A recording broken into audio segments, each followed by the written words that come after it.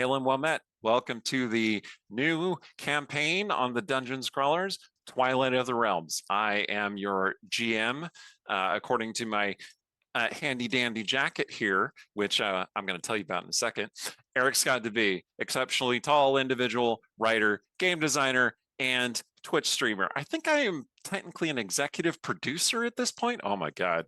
Uh, um, I do not have a player to introduce you to because I am playing all the NPCs. I do have a book that came out recently, though. It's called Fallen Angel. You can see it just right there, just right here on the shelf. I can grab it. Okay, here it is. It is a superhero novel, the third in my Justice Vengeance series. I also have some extra art that one of the fine people here did for these characters, and I am gonna find a cool use for that at some point. So look forward to it. But in the meantime, go check out my books.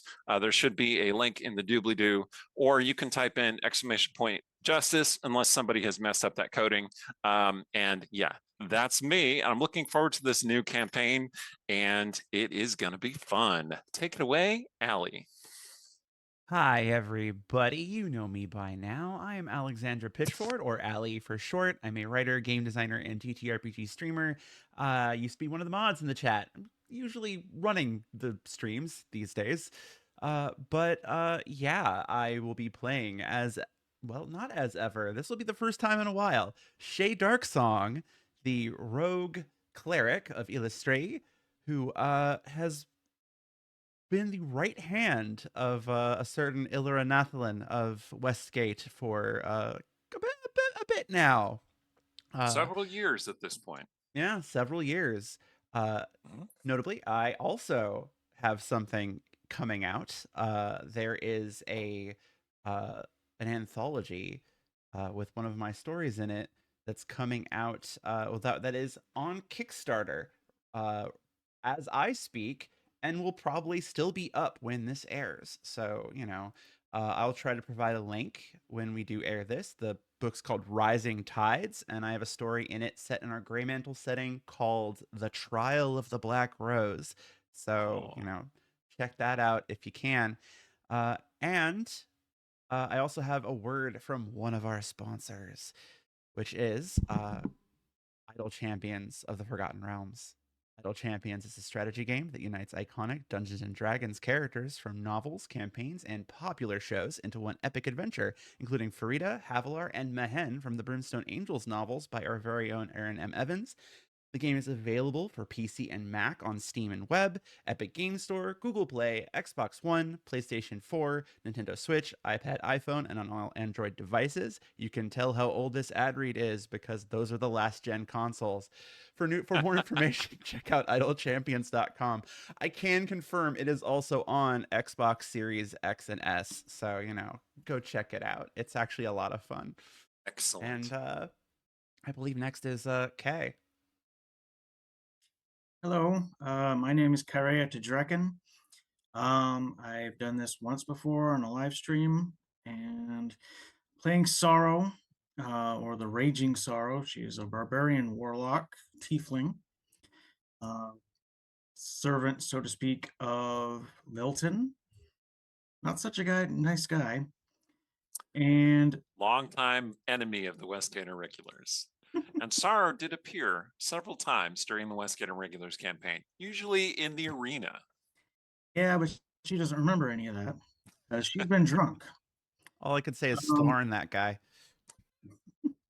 As for my projects, I have a Patreon, Kyrea's Creations. If you want to check that out, I do uh, homebrew settings like Paths of Legend for D&D 5th edition and Another Star for Pathfinder. So if you want to go there, most of my content is available for free members, but if you want to support me, there's some other perks available. And that's it for me. Jen, I believe you're next. Hello, I'm Jen. I go by Savage Sparrow on the internet. And yeah, I am new to Westgate. But I have been role playing on the Dungeon Scholars channel for a variety of things. including with both Allie and Eric in the awesome Grey Mantles game. Like, that was so fun. Let's see. She's underselling it. That's 3 seasons of gaming. Yeah, it was and so good. it was really great. Mhm. Allie and Jen specifically, their characters had very good chemistry and a very powerful K-drama story. roleplay. And I highly encourage you to check it out. I mean, after you're done watching this stream. Anyway, I'm interrupting you. Go ahead, Jen, Yeah. as soon as you're So again, to pick up where I left off, I run savagesparrow.com, which is my awesome nerdy clothing brand, like this super cool goblin hoodie and Eric's awesome GM jacket. But today, I would like to promote my Patreon, patreon.com/savagesparrow, because I am working on a new line for Starfinder 2. And if you join the Patreon, you can see all the sketches and cool stuff that I'm drawing. Because like one of the things I'm making is a space splahage on this pattern. Did I get a corporation to agree to let me create a space splahage in transcoded colors? Oh my Yes, God. I did. Oh my God. Amazing. So yeah, definitely check out my Patreon. It's super fun. And I did all the art for this game. So you can see all of my actual artwork, and you can join for free, and also see art as I make it, and or go back through and go, hey, this was a cool thing I did. Today I am playing Ilmarin, who is a Sorkadin. To illustrate. I will pronounce it correctly eventually. And yeah, basically, she was a Menzoberranzan drow who came to the surface and is currently at war with her own mind.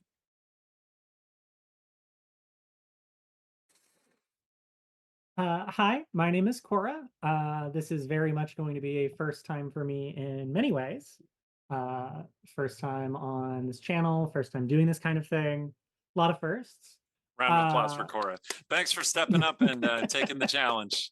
We appreciate you. I'm excited. As far as things that I like that I do, amateur writer, amateur game designer, nothing really out there at the moment, but I'm currently starting up on some projects for that. I will be playing Callista, who's going to be our resident human Fey Wanderer Ranger, who is very happy to be taking a well-deserved break from the Feywild. Excellent.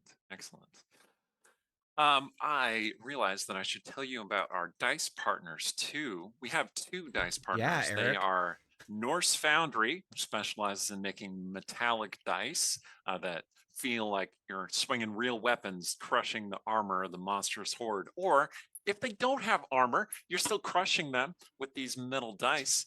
Don't throw them on your table. They will put dents in your table. Don't drop the D4 on the ground when it's dark. You will feel that in the morning. Phoenix dice are named for the creature that rises from the ashes. They're made of all recycled material, probably from dice that failed their users in some epic way, or perhaps from dice that were champions in their life and are finding a new life, reincarnated and in the palm of your hand. You can find discounts for both of our dice partners down in the doobly-doo. I'm sure there's also a code for it. That's probably listed down there as well. Go check them out. Get yourself some shiny math rocks and crush some enemies. But right now, let's solve our problems of magic and violence and take you to the dark, rainy, capitalist hellscape that is Westgate once again. Westgate, the city on the Sea of Fallen Stars. Dark, misty, rainy frequently. The city has seen its ups and downs over the last few years, mostly downs, a few ups, a few explosions, a certain happy earthquake that rent the city in twain, and The Westgate Irregulars have been a powerful and well-known adventuring group in the city, based out of the city, and they've been gone for a little while. Most of them have been elsewhere, and they haven't been up to anything working with the politics or the culture of the city. And when the when the cats are away, the rats just start doing whatever they want to do. And Westgate is somewhat at a tinderbox atmosphere. Like, there are gang wars brewing and people trying to take advantage of the chaos and the disorder to prop up their own power bases. Shay Darksong, longtime resident of Westgate and friend to the Westgate Irregulars, and more importantly, friend to Ilra Nathalan, local crime boss, as it were, has had to take on a great deal of responsibility lately. It seems that the entire organization has fallen on her shoulders, and she has to run everything, while Ilra, recently freed of her curse, has run a bit wild and is, shall we say, emotionally unavailable and physically unavailable most of the time. She's off doing whatever. And Shay is trying to keep everything together. Now, Shay has engineered let's not call it a confrontation. Let's call it an intervention. Or if we want to be kinder about it, let's call it a date.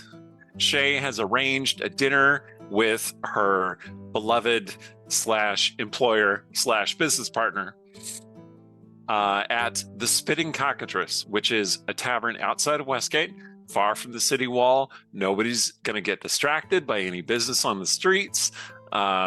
It's unlikely that you'll run into any particular nobles or any merchants or anyone who runs a guild or any political aspirants at this place. It's just easy, good food, a fine setting outdoors where you can watch the sunset, and everything will be perfectly fine.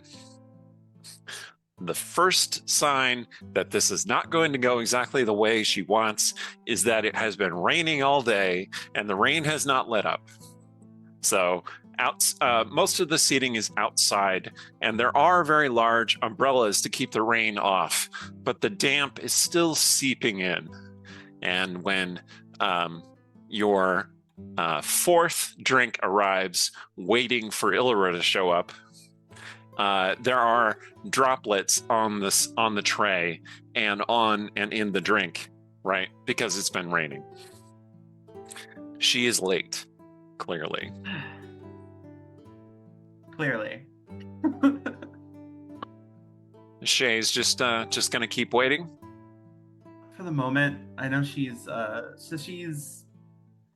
probably didn't dress for the weather, unfortunately. Yes, tell us about that. How is she dressed, and how is she appointed, and how does she look? Well, I think she's dressed casually for her, because she wasn't going all out. It wasn't going to be like a super ultra fancy night. So she's got a nice blouse. It's probably kind of a deep blue. Maybe actually, let's go kind of like a slate gray. It's kind of like it's a nice kind of gray silvery color. Leather breeches, and her usual kind of like sturdy boots. She does have her rapier at her hip because she's going outside the city. It pays to at least look armed and prepared to defend yourself. Yeah, absolutely. She hasn't had to draw her sword in a while.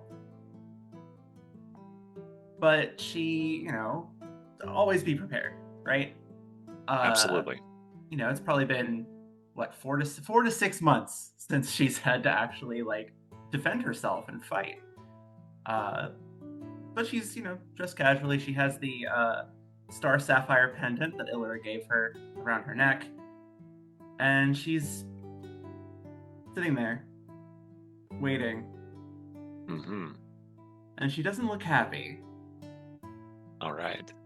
So, Callista, you have arrived in Westgate environs from your trip across just the longest, darkest, deepest marsh that you have visited in quite some time, full of monsters and threats.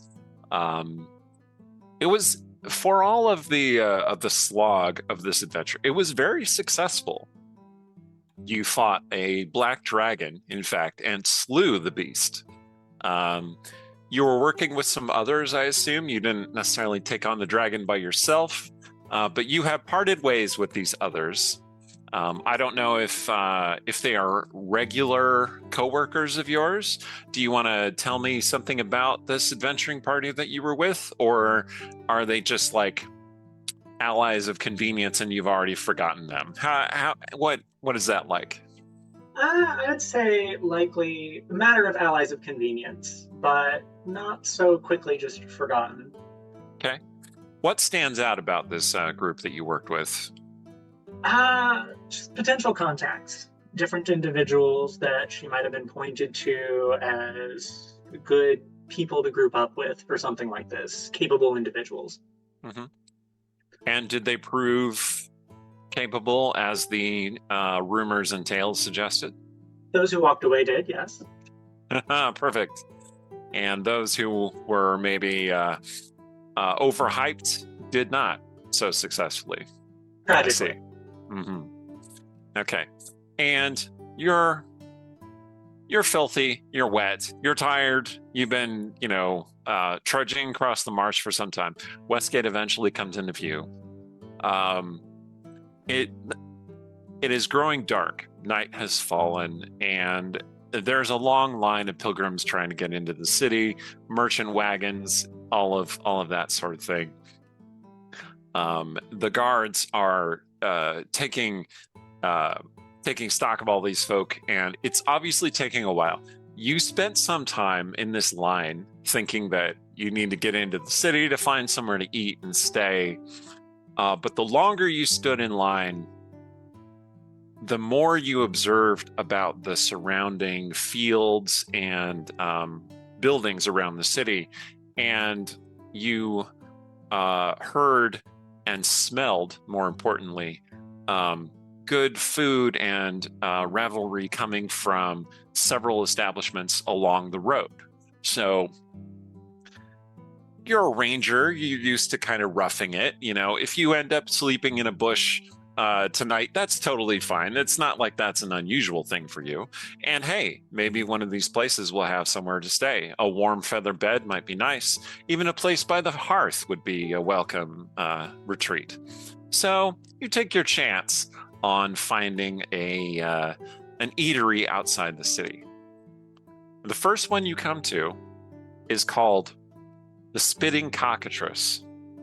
It is so named for a statue of a very fiendish, demonic-looking bird, like a chicken with an extended face and like horns, or maybe that's just the comb that is turned into horns. And it's looking very fierce, and it's perched over the entrance to the place. And you spend some time looking at the cockatrice. And why don't you make me a nature check, please?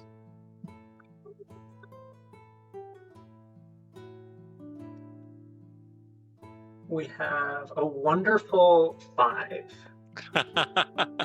Okay. So, I don't know if Callista has encountered cockatrices before. If so, nothing's really coming to mind about it. For all you know, that's totally reasonable. Like there's a plaque next to the creature that says, the heroes of some adventuring band, you don't pay much attention to the details, tricked this creature into looking at its own reflection, which petrified it.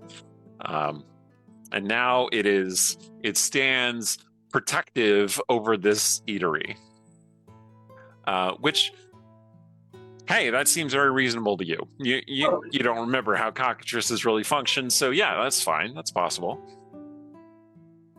Anyway, though it is a rainy and dreary night, all of the tables outside do seem to be taken up by people. There are fire pits, like iron bowls with fiery logs inside, covered by iron mesh that are putting out heat for people outside. Inside seems to be packed. It seems that you were not the first one to have this idea, and there are literally dozens or scores of people inside at all the tables, and you see the servers are busily running around trying to attend to that many patrons. Outside are a few tables covered over by these great umbrellas. There are a couple tables that don't have umbrellas. They are soaked, and the ground is just covered in mud all around. Most of those tables are fairly full. There's one table that is not full, however, that has only one person sitting there. You see several glasses in front of her. I assume it's been wine. Allie, can you confirm? Yes, she's been drinking wine. Wine tankards, yeah. Yeah. And they are ceramic, not actual glass. But they're the kind of they're bowls that you would drink wine from. And she has been stacking a few. She's on number 4. And she is, well, you heard Allie describe Shay. She is beautiful and sad and a little bit pissed off right now. Just a bit. Intriguing, interesting to see, and she stands out to you. Okay. Like the perfect person to approach. Notably, Perhaps so. Notably, she is quite distinctly a drow. Like, that's also something that's very noteworthy. She has kind of like gray skin tone rather than the kind of like expected onyx black that most people assume all drow look like. In Callista's experience, however, you know that drow skin tone ranges quite broadly.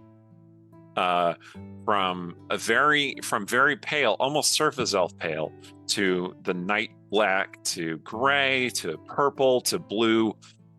You've all about this. I don't know if Callista knows very many drow, though. Just that you've encountered that rainbow effect. Yeah. Okay. So Shay visually is kind of this ashen, very kind of light gray tone, golden eyes, and her hair is mostly white with a few kind of streaks of black in it, but still,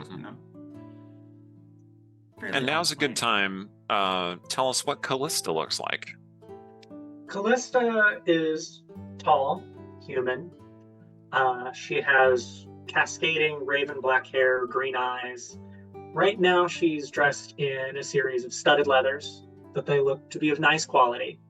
And she's wearing a cloak with her hood up since it's raining that has a very sleek and black coloration to it. And then underneath the cloak can be seen on her left hip, she has a scimitar, and on her right hip, it looks like she has a rapier. Both of those also look to be of good quality. And she also, I say she has green eyes. She has a green eye. The other eye, her left eye, is covered with an eye patch. Interesting. Mm-hmm. Okay. So I'm gonna suggest that between the 4 bowls of wine and the long wait and who you are expecting, Allie, that Shay kind of looks up, hopefully for a second, and then is like, oh, immediately that this person is not who you are expecting. Mind some company? Well, it seems that the person who is going to be taking that seat isn't arriving. So, please, by all means. And Callista will move to take a seat. Okay. One of those braziers is quite close, so you get some nice, comfortable warmth. I think Shay is seated on the opposite side of the table, like far away from that brazier, as though the cold doesn't bother her that much. Not particularly. So she's definitely kind of positioned away from it. And she's just naturally in a certain degree of shadow. Like the shadows around her are very deep. Well, welcome to this dreary evening. It rather suits my mood, I suppose. Not really many seats available, I guess, huh? Not many. And I take it that your idea of a good time is not sitting alone in the rain drinking wine. Not typically. I was waiting for someone. They didn't show. No, they didn't. It's supposed to be a nice night out together. But, well, I won't burden you with all of that. So, welcome. Have a seat. She'll kind of pick up her most recent cup, which is also now empty. Sigh. And set it back down. It has been some time since the server dropped off that fourth bowl, but now that like a new patron has showed up, the server appears. It's this annoyingly optimistic and bubbly young woman, flaxen-haired, dressed not quite warm enough for the season, but so she has like a cloak that kind of spoils the effect, right? But she's like, hello, welcome to the Spinning Cockatrice. What can I get for you? Asking to Callista. I'll have what she's having. Oh, she looks over to Shay. Another one? One more should do. Is it the still the Elverquist? We only have so much in the basement, but you've been very generous. I will open another one. Sure, why not? She'll put the coin down for it. Okay. It's on me. So And here the server heads off. Here I've been hoping to improve your evening by paying for your drink, but I think that might not be necessary. Well, when it's Elverquist, I can't exactly accept that kind of drink from a stranger. Yeah, Callista, you've been around the block enough to know that Elverquist, a very fine and very rare elven wine, is very expensive. So I have my excuses. Well, what brings you out here on this dreary night? Looking to get into the city. Take some time, relax. At that, Shay will kind of glance at the city, just kind of like, okay. That's certainly a solid reason. Have you ever been to Westgate before? I've not. It can be a bit fraught. It's been through a lot of chaotic, turbulent events the last several years. But as long as you stay wary and keep your feet, you should be fine. I was gonna say Shay's glance at the city. I kind of picture it being like this this sad, long-suffering older sister, sort of like looking back at home, which is probably on fire. Like that. That's the feel. It is on fire a lot, it seems like. Indeed, there is smoke rising from part of the city, even now. Was that there before? Is my question. You don't remember, and honestly, after 4 bowls of wine, you probably don't care. That's fair. The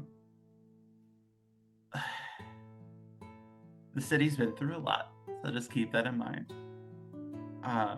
But the drink is apparently making me forget my manners. And she'll offer a hand. Shay. Callista, and she'll take the offered hand. Shake it. Well, so looking to unwind after a long trek, I suppose. I can recommend a few places in town. To be appreciated. Well, if you have a taste for the finer things and are looking for some interesting companionship, I can certainly point you at the Purple Lady. And what would I find there? Well, it's a fest hall. You can imagine what you could find there. I can. Now, I might be a bit biased. I help run the place. In fact, the proprietor is who I was waiting for tonight. And is it typical that she doesn't show?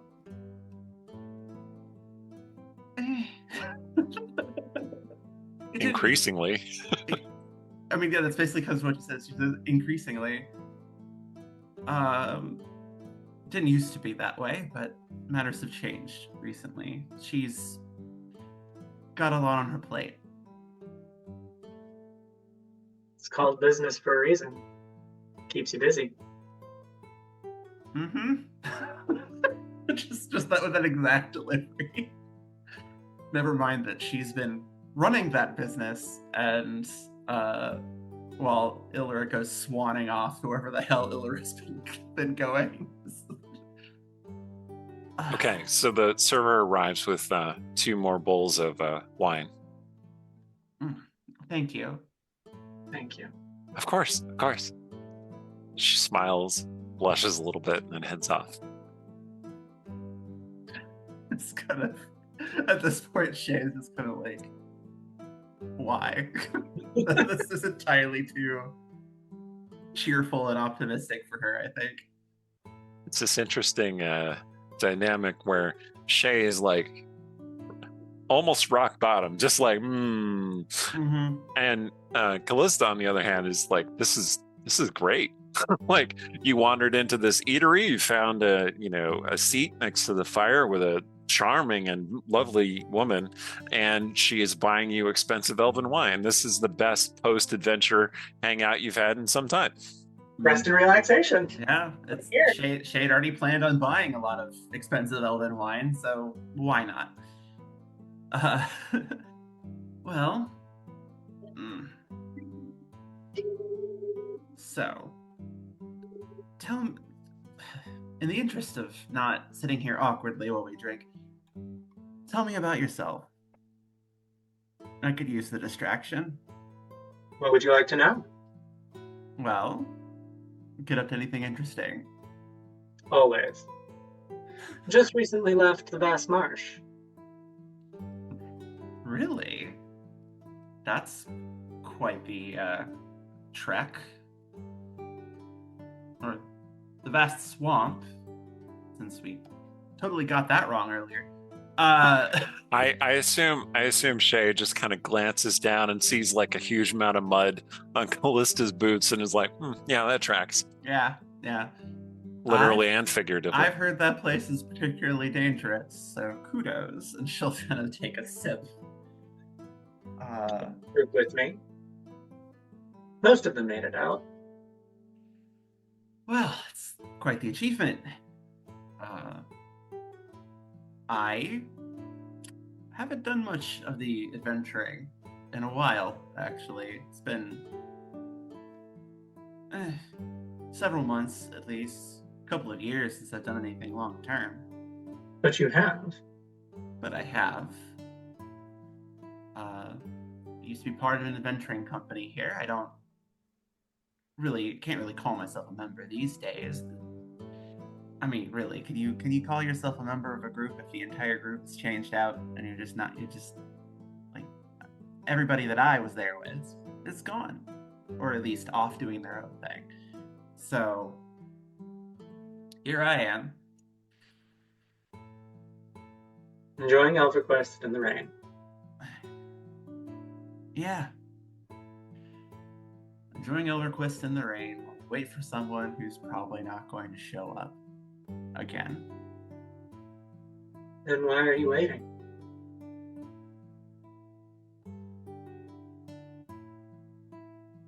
Because I thought we'd gotten past this.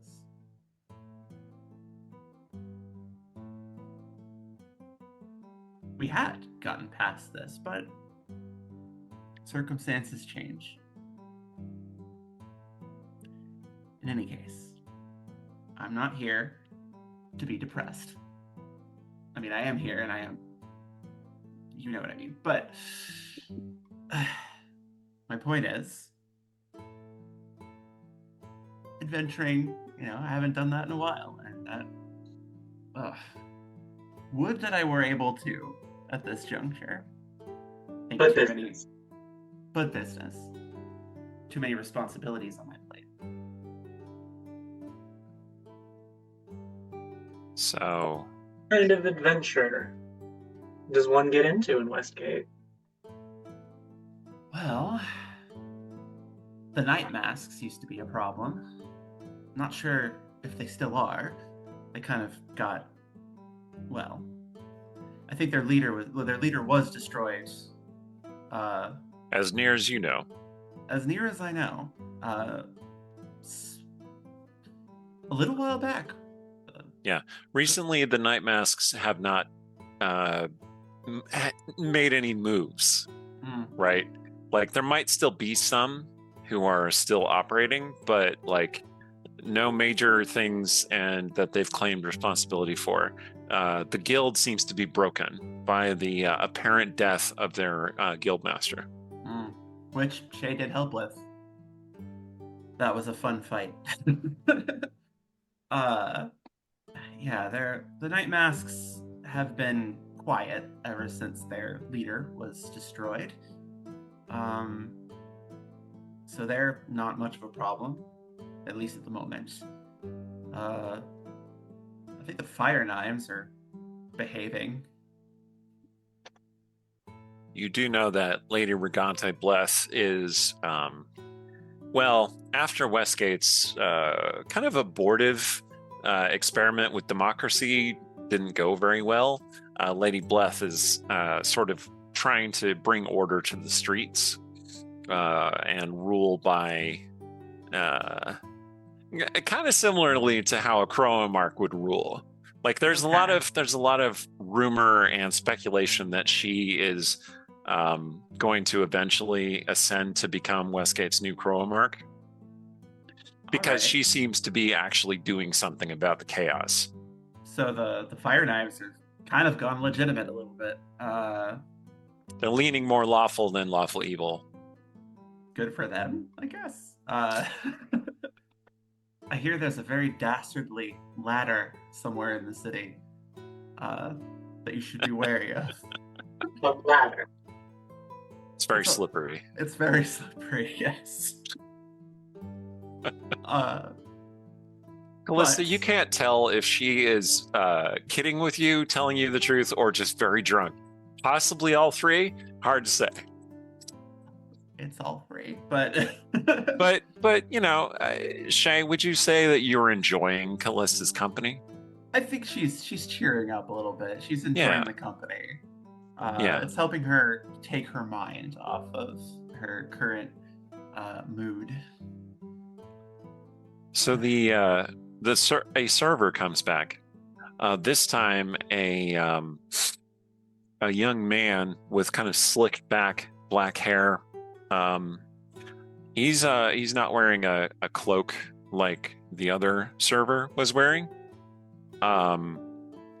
He has a hat instead, and his hair is slicked back under the hat, like a wide-brimmed leather hat that the rain is dripping off of. And he brings a tray of small, very red little bites of something. Would you like to make a... Shay knows what this is, but our newfound visitor to the city might not. Would you like to make a nature check, please? Or I could see through to a perception check instead. Let's go with perception because that is The DC will be higher, but you're a lot better at perception. 15. 15. If you didn't know better, you would think those were snails. Interesting. Yeah, Shay, those are definitely fire snails. Right. Local Okay. delicacy. Mm-hmm. The server says, compliments of the lady keeping you waiting. Oh. Thank you. Puts the tray down on the table between you, and then he steps back. Yes, well, thank you very much.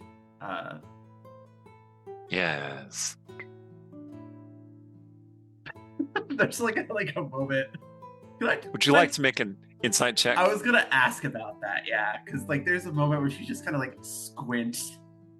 All right, 24. He's definitely really invested in you eating some of those snails. And he sees your kind of like stink eye, and he's like, yes, and then he slinks back off. I'm not sure we should eat these. No. Well, I mean, They fire are very snails. spicy. Fire snails are lovely, but I don't like that guy's whole thing. Like he seemed shady, and I know Excuse me. shady. Excuse me, my friend and I saw you from across the eatery yard, and we hate your whole vibe.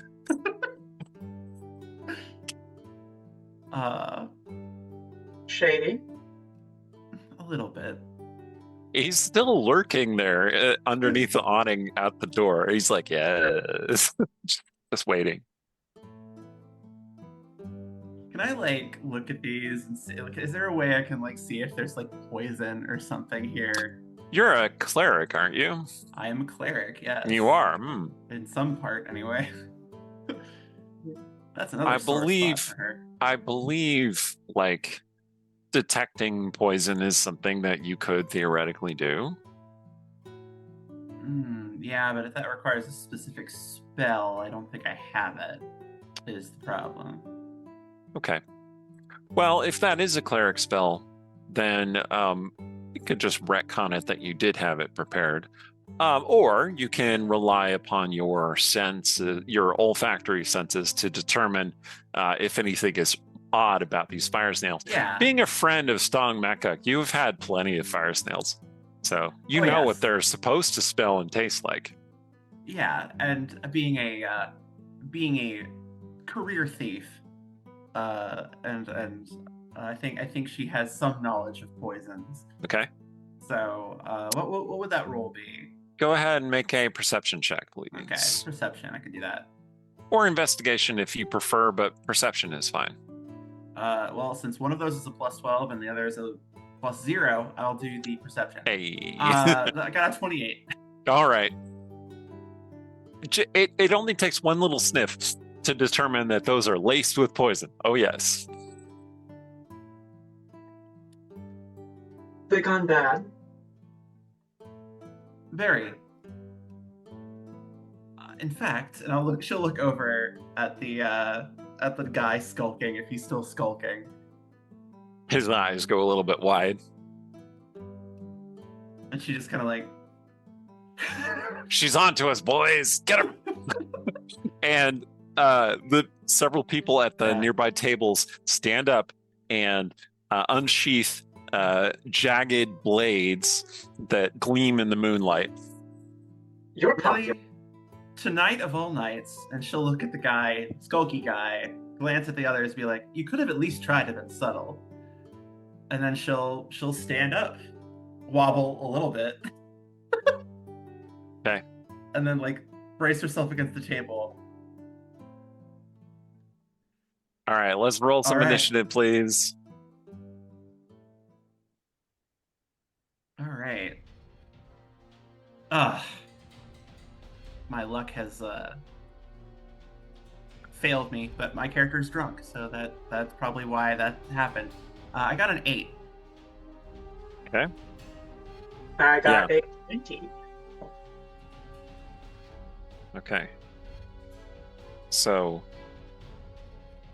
Alyssa springs into action. And you're going to go first. All right. So, we get to have a little fun. Yeah, Shay, you are a little wobbly. That's why you're a little slow on the draw. Mm-hmm. So what we're gonna do... So, just to be clear, there's one fake server guy near the door, which is about 20 feet from you. And there are 4 other assassins that stood up at tables nearby. None of them are really grouped together. They're all at 4 different corners, like a compass rose, shall we say. Okay. Then... As if they were prepared for like a fireball or something and didn't want to group up. Fair. You know, that's fair. That's smart. Mm-hmm. So Callista will have stayed in her chair while drawing her weapons. And then will Misty Step over to the server. Okay, by the door. Yes, by the door. Okay. Start with the person closest to civilians. And she will start stabbing and slashing with her rapier and scimitar. Great. That combo will get a look from Shay, like, what? Yeah, specifically the rapier in her left hand and the scimitar in her right, because she's left-handed. Visually though, I did joke about this earlier that she's basically Dragon Age, the Veil guarding it, because the rogues in that offhand rapiers for some reason, or they're all left-handed. I don't know. All right, and so we will open up by trying to hit him with the scimitar. Okay. And rolling a 1, but yeah. All right. So you appeared, you slashed your scimitar across, and he kind of like lurched out of the way, and so it just totally missed. So when people roll a natural 1 in games that I'm running, this is something I've been doing for a while. If you tell me something interesting happens, then I shall respond with some interesting mechanical change. So this could be my scimitar sinks into the wall. This could be I lose the weapon because the hilt was really slick in my hand. Anything like that. I kind of like that second one. I was leaning towards that second one. It's rainy. Mm-hmm. I'm tired. So, lose the scimitar. You haven't had a chance to wash your hands of all that mud and the rain has made it slick again? Yeah. Okay. So, you appear right behind him. You basically hurl the scimitar right over his shoulder and it sinks into the wall, which is a very unconventional combat move. And Callista just has this moment where she just goes and rolls her eyes and then just lunges with the rapier. Okay. So the assassin is startled by your sudden appearance and then that strange maneuver. Like the weaponry that you're using, the scimitar and the rapier, is an unusual style that will probably be very popular this year, but has only just started to hit the city. And with the rapier, he never anticipated the rapier coming, so I'm going to give you advantage to attack with the rapier. All right. See what I mean about interesting things happening? Yes. So we're going to roll that with advantage, and that is a 21 to hit. Ooh, that's going to hit. Okay. Now I need the magical virtual dice to get out of the way. There we go. So going to hit for a total of 10 piercing, and then a d6 of psychic. Ooh, okay. Ooh, that's shiny. So 2 psychic, so 12 total. Okay. And then because of the scimitar getting used, I can do my light weapon attack with the rapier because I have dual wielder, and I have advantage because of weapon mastery. So we're going to do another roll with advantage. Nice. For a 27 to hit. That is going to hit as well. And we'll add another 14 physical and 6 psychic. Oof. All right. Yeah. How does this psychic damage that you're also doing with your weapon, how does it manifest? Does it have a visual component, or is it just striking in his mind? How does this play out?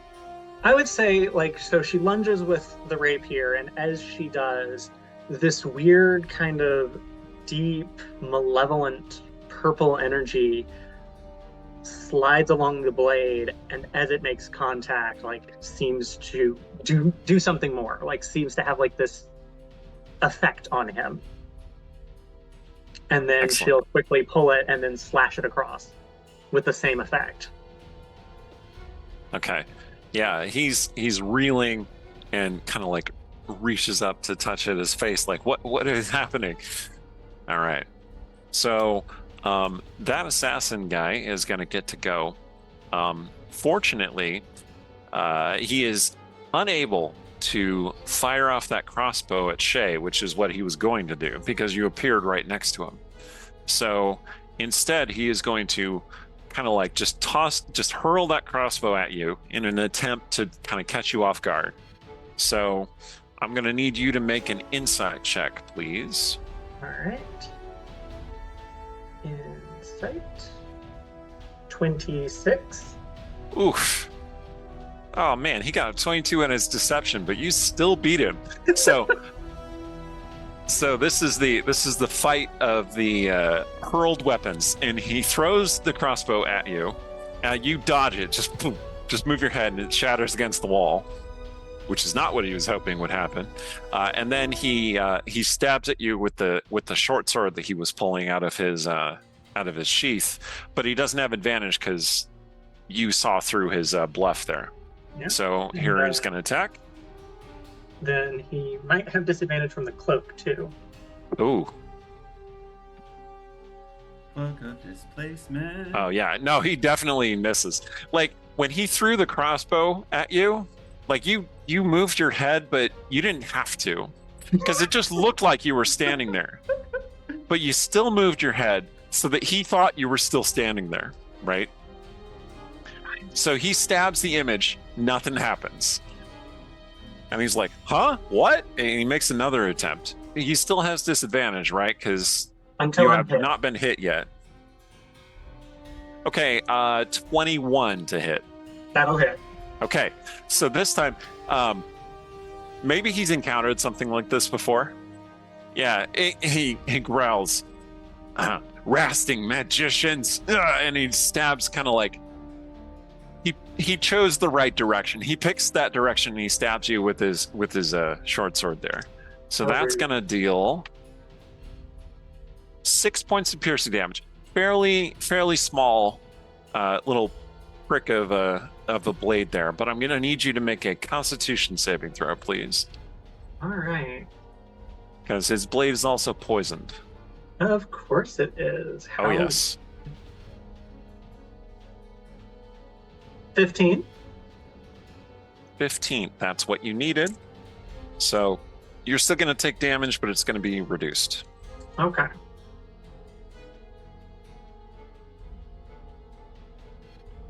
Let's make sure I have enough sixes here. Good.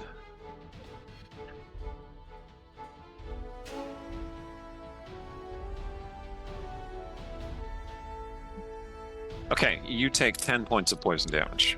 Spicy. Yeah. Not as spicy as the snails, but spicy. It might be a similar poison to what was on the snails. This guy doesn't strike you as particularly creative or very smart as an assassin. He knows poison. That's his thing. He knows poison. Yeah, and apparently he's encountered displaced people before. Okay, so that was his turn.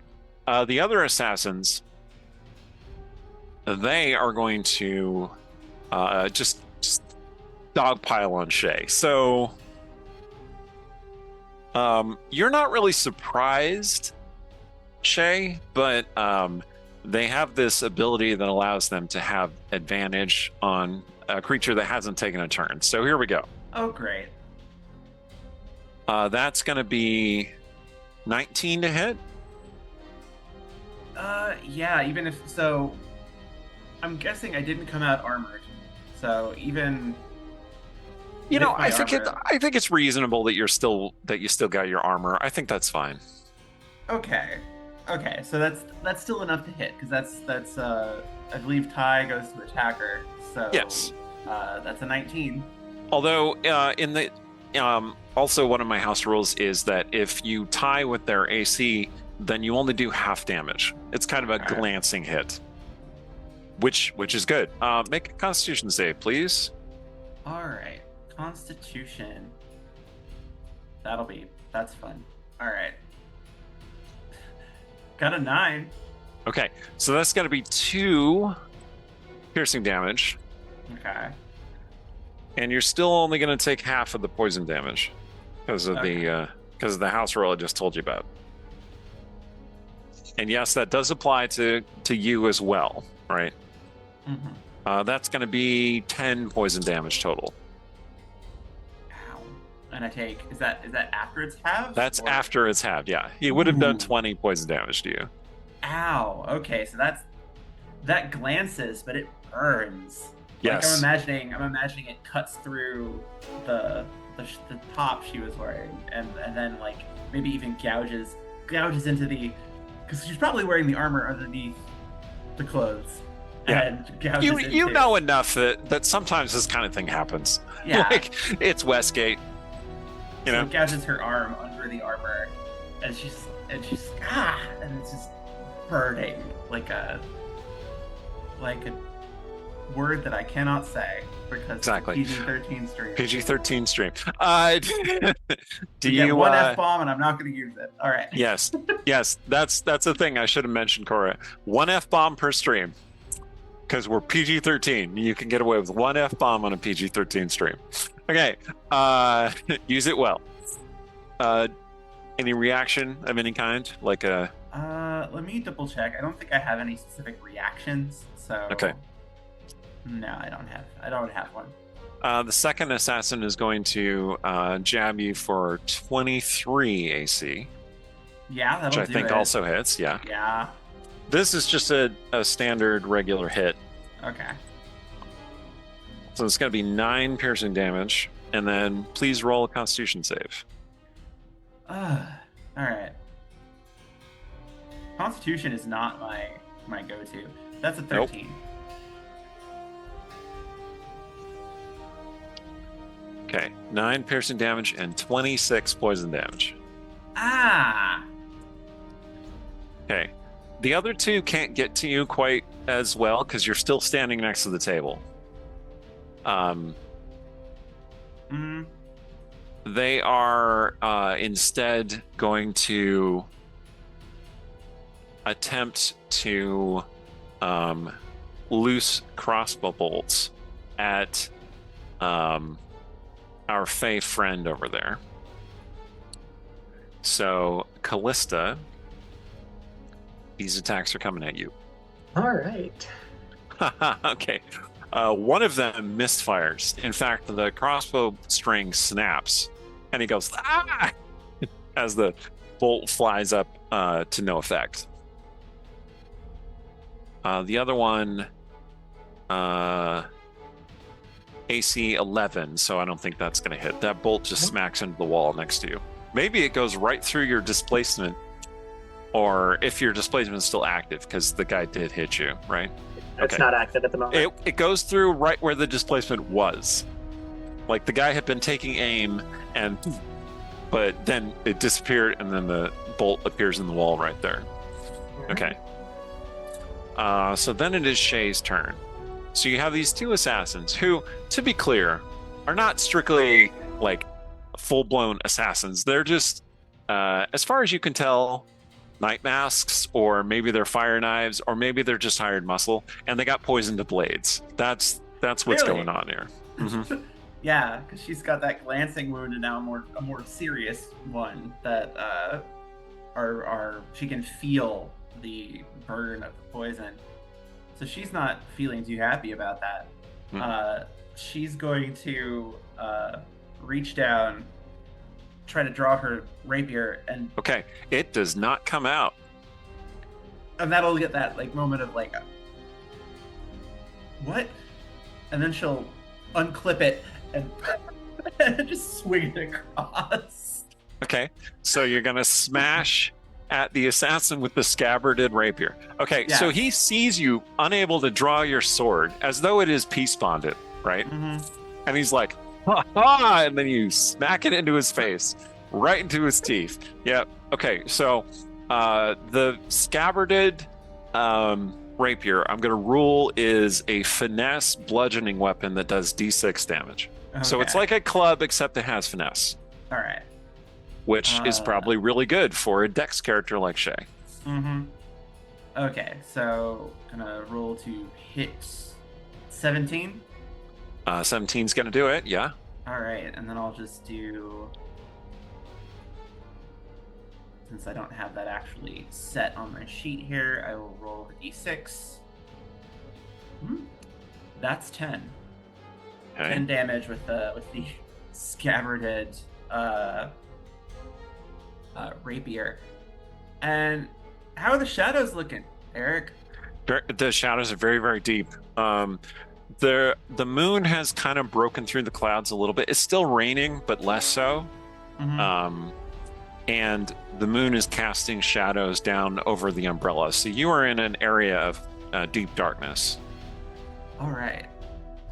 So what I'm gonna do is I'm going to shadow dance away from this knot of people that is trying to kill me. Let's see. Probably trying to think what would be the best decision tactically here. So There are probably- shadows under the awning near where Callista is standing. Yeah, I'll regroup. I'll Those are the Okay. nearest shadows that you are aware of.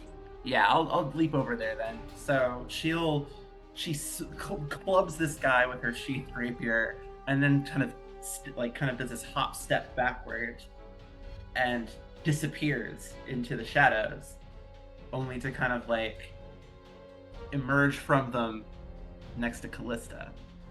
With almost the same momentum that she had when she went in. So she just like leaps backward almost out of Callista's shadow, it seems. Just right next to her. Okay. I'm clearly off my game. All right.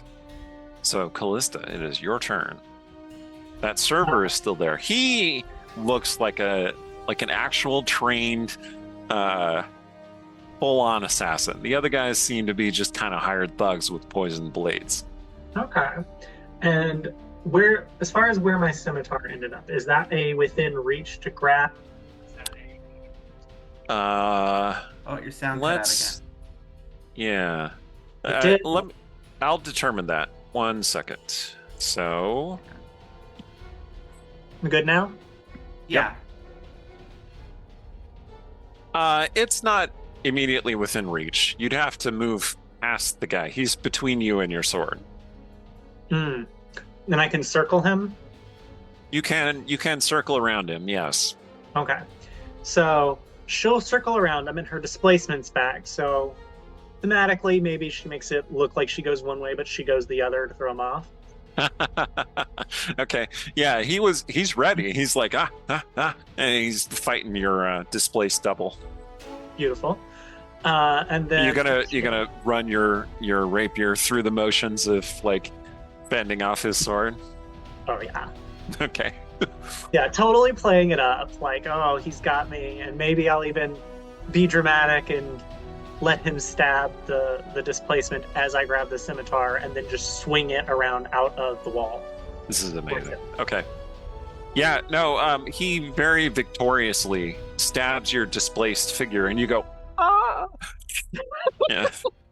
Beautiful. Okay. Perfect. All right. And then we'll take that swing. 15.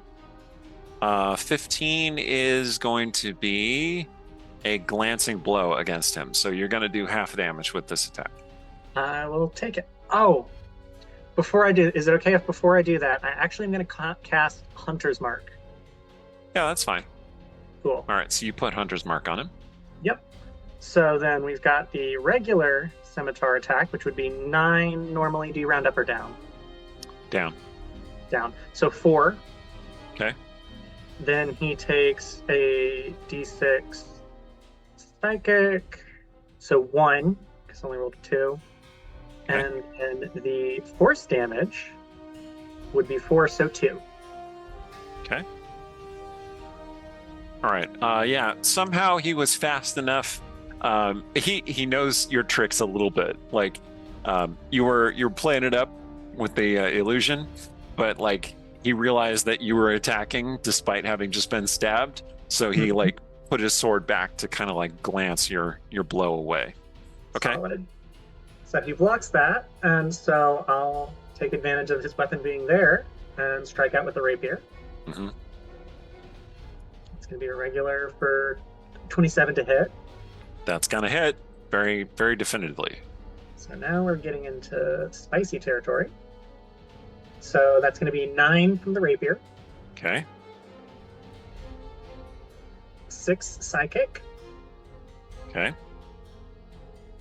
and 4 force. Oof. Pretty serious hit. Yeah, you run your sword through his body and then wrench it back out, and he is obviously very hurt. And we're going to do another going for the tendons. Okay. You got advantage now. 22 to hit. Yeah, it's gonna do it. All right, and we do spicy again. So that'll be 11 physical or piercing, Mm-hmm. 6 psychic.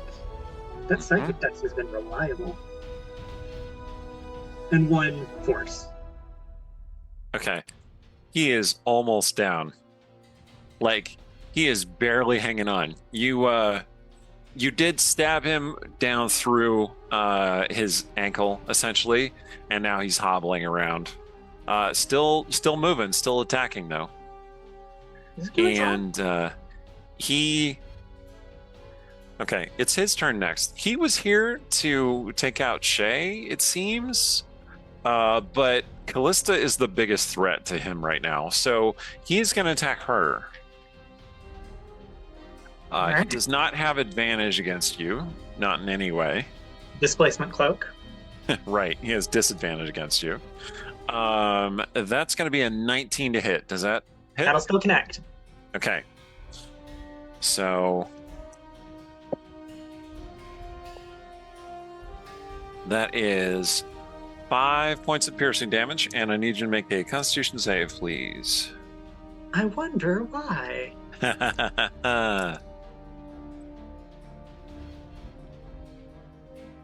Good to me dice? No, you are not good to me dice. 4. Oof. That's going to be 22 poison damage. It's got some solid poison there, buddy. Glad of his success, he's going to take another slice with his sword. And he doesn't have disadvantage. Okay, well, I did roll 2 dice, but they were both 17. So he hits an AC of 23. Yeah? Okay. Yeah. Go ahead and roll another Constitution save, please.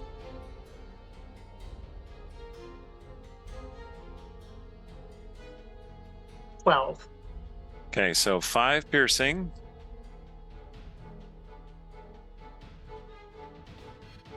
$22 poison. Okay. A lot of damage. Yeah, that's fair though. You know, I've given some, I can take some. Okay. All right. The other assassins they start heading over toward you. One of them gets close enough to attack Shay. One of them gets close enough to attack Callista.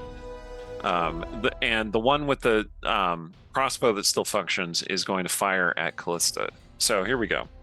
The one attacking Shay, no way. That sword goes wild, and Shay easily dodges it or deflects it with the scabbarded sword.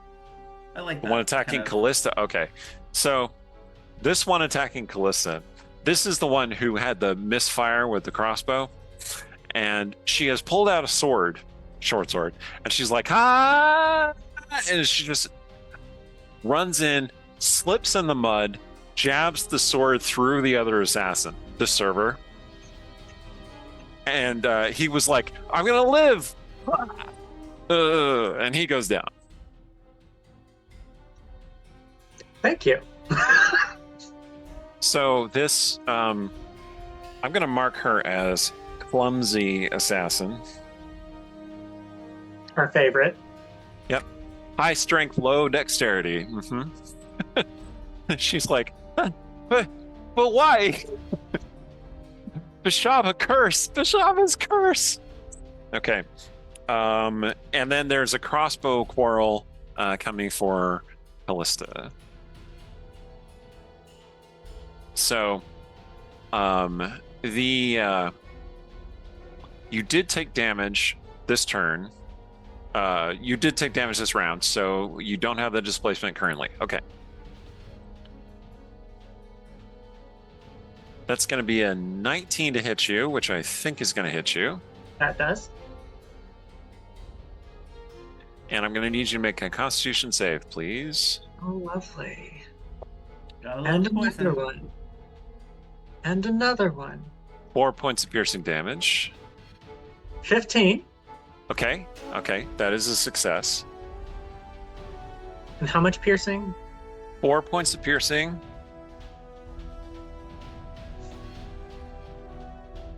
12 points of poison. All right. Oof. Now you got a quarrel sticking out of you. How rude. All right. The other assassin is kind of circling around, trying to get over to Shay. But since you're standing under the awning, only 2 of them can attack you effectively in melee at a time. Mm-hmm. And one of those just lost her sword in her employer's body. Oh, no. He slid back off of the sword, and now she's holding a bloodied sword. Because she overkilled him by a lot, because it's poisoned, right? Just okay. Shay's turn. All right, so I'm gonna target the one that just tried to attack me directly. Okay. And Shay's going to say, I am not in the mood for this. And she's going to she's gonna have kind of dark energy crackle around her hand as she tries to grab them, preferably by the face. And I'm going to do inflict wounds. Yeah. Okay. Let's see here. It's a con save for them. Con save. Okay. So I should be clear with everybody. We are using the 2024 version of the rules, and spells are sometimes different. So I'm definitely going to ask what spells do, partly because I might not know, and partly because that way it's kind of educational to everybody who's watching, right? Mm-hmm. Con save. Okay. Yeah. He actually succeeded on his con save. Okay. Like he got a 19. I assume that's a success. that'll beat the 16. He still does take half damage. Okay. So I'm gonna roll the damage here. This is the one you clubbed across the face with the sword. Yeah. And then I grabbed his face. Yep. He just thought I'd have a good faith day. No. So that would have dealt 13 damage. So I'm guessing 7. Is it round down to 6? So Round down to 6. Okay. all right. And you, in addition to having knocked at least a couple of his teeth out, he now has this terrible hand-shaped scar on his face from where the flesh has started to boil and bubble and unravel away. He wasn't using that flash. No. This gives you a very vivid memory of watching Ilra burn people with her own touch like this. Mm-hmm. She burned Shay with it a couple of times. That's right. You still have scars from that. Mm-hmm. But essentially, her curse was based around inflict wounds as a spell. So, okay, is that it? Yeah, for now. I think what she's also gonna do is just kind of as a side thing, she's going to take out her dagger. So Okay. like, she's not gonna rely on the club. She's going to she's got a dagger now. Okay. And The attackers are technically adjacent to Callista, so you do have advantage, or not advantage, but you could use your sneak attack against them if you hit one of them with a melee weapon. okay. I don't think you could sneak attack with inflict wounds, which would be No. cool, but I don't That would think be you cool, but no. right. And that was my attack. can. Okay. Apparently I have. Okay. Anyway, just looking over my sheet a little bit. Okay. Callista's turn. Yep. So there are two assassins trying to attack you. One of them seems to know what he's doing. The other one has now ruined two weapons. Well, ruined one weapon and killed her boss with the other. And it is your turn. All The right. people inside the spitting cockatrice, they're so loud and jubilant that they are just not aware of anything going down out here. Those doors are barred shut too. Okay. And to double check, it's the two, there's not like a third one? There are four. Okay. There are two attacking you in melee, and then there are two behind them. One of whom has well, they both have crossbows, which they are reloading so that they can fire these crossbows. Okay. So would you say that the one that knows what they're doing and the Mhm. two in the back could all be caught in a 60-foot cone? Yes, they are close enough together that you can indeed blast them in that manner. All right. So Callista will hold her rapier before her, very much looking like she's about to lunge towards the assassin in melee. Mhm. Will utter a few words in Sylvan, and an array of that same malevolent purple energy will form just an array of rapiers floating in the air around her from Conjure Barrage and shoot Ooh. forward. All right, awesome. So they need to make a dexterity saving throw with a DC 16. Wow, okay. So let's see here.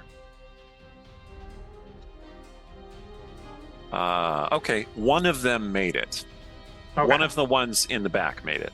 So take half damage from 5d8 force damage. Okay. And we're going to roll that. So that is 26. Oof. All right, so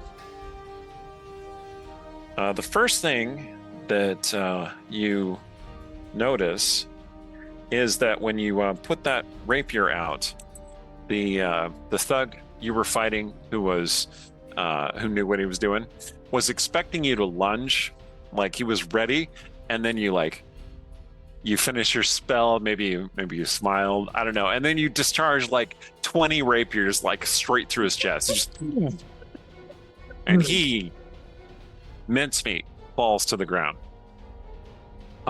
You also caught one of the hired assassins in the back, dealing a lot of damage to him. Like 3 rapiers went through him, and he is staggering, bloodied. The other one in the back also got hit by a couple of rapiers, but mostly took cover behind one of the tables. The rapiers, I assume, do they also do damage to like objects and stuff? Anything in that cone, I assume. Because it's force damage, not like psychic damage or something. Yeah. Okay, so they stab into the tables. They knock one of the tables over. It goes tumbling toward the entrance.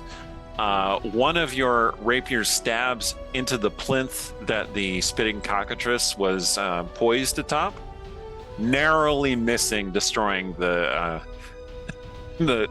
petrified cockatrice. Will I pay to harm any of the art? The other patrons have largely moved away from this battle and are hanging out by the walls. Your fan of rapiers stopped just short of hitting a couple of them, perched against the walls by the entrance. They look at that, realize that they are still too close, and beat it out the entrance to the beer garden, essentially. All Okay. right. So, anything else? That is it. That was pretty impressive. Okay. Yeah. It is the assassin's turn, and first we're going to go with Bashaba Cursed Assassin, who is, well, let's see.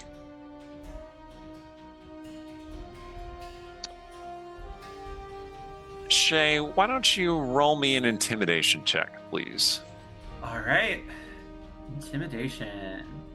You're not actively using your intimidate, or you can have this be like a passive intimidation.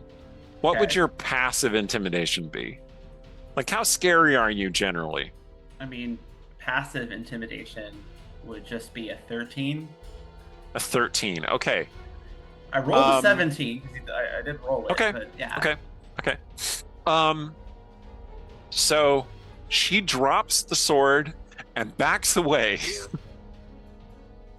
saying, Bashaba has favored you. I only did it for the coin. Nothing personal. And then she's backing away. You can do an opportunity attack on her if you wish, or you can let her go. I'm gonna let her go. I don't. Yeah. Okay. The other two are going to loose crossbow bolts at you two ladies. They do not have advantage. And in fact, one of them has disadvantage because of the displacement effect. So, Callista, that's going to be 18 to hit you. Matches. Okay, so you take a glancing hit from one of those crossbow quarrels. All right. Let's go ahead and calculate that.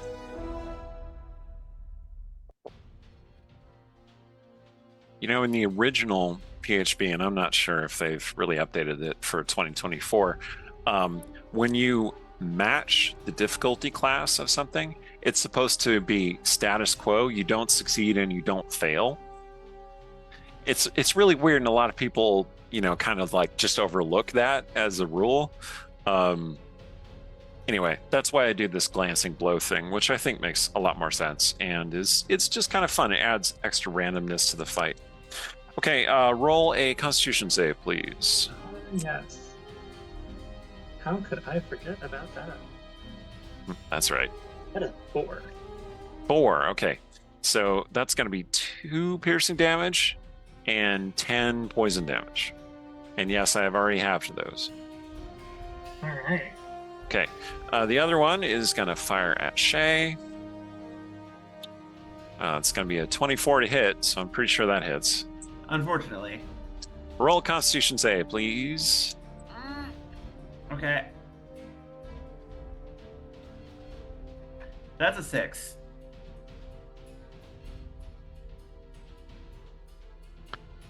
Okay, 33 total points of damage. Ow. Yeah, Shay's not doing great. A lot of it piercing, well, some of it piercing, most of it poison.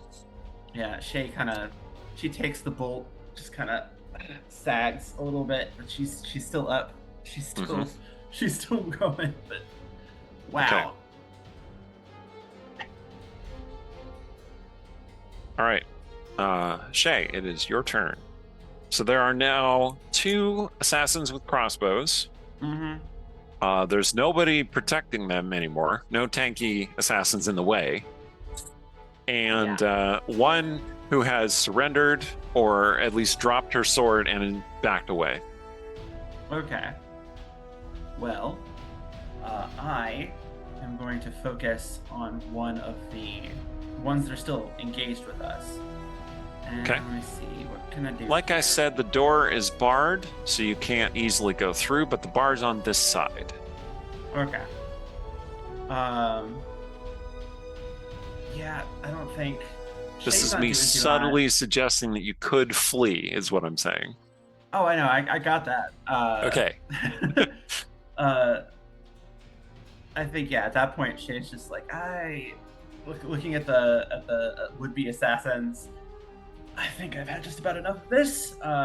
She'll mutter a quick prayer, bonus action, Shield of Faith on herself. So Okay.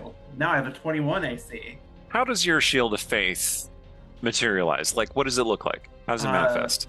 Kind of a faint silvery radiance that kind of like lends her kind of Looks like moonlight. moonlight. Yeah. Mhm, mhm. And Okay. then she'll kind of slip around toward the door and try to like heft that bar off. Okay. Now this is where we get into the classic Westgate Irregulars attempting to do something with inanimate objects. So, please make an athletics check.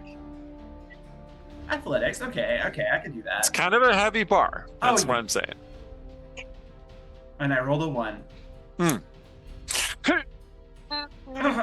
Well, I did get shot. I imagine for getting shot in the shoulder. So maybe that's what's That's doing right. it. You start lifting, and just like your arm is just full of pain, just and you're like, oh, they got me right in the muscle, right Mm. right in the bicep muscle that I need. I'm like, okay, Yeah. Wow, a little help, please. all right. In fact, it is Callista's turn. All right. So we're moving to run. Well, in fact, one of the assassins, seeing that you're still up after that barrage of crossbow bolts, the really hurt one is like, still learn this, and he seems to be fleeing as well. So you now got one assassin who is kind of taking cover behind one of the tables. Still has that crossbow and a supply of poison bolts. So, Okay. I mean, How far away? running is still a feasible opportunity and choice. How far away is the one with the crossbow? No. He's about 30 feet from you at this point. So Callista will take a look at Shay. Take a look at that one. Well, if everyone else is running, and then we'll bonus action to turn invisible. Okay, Callista Disappears disappears. in that purple energy.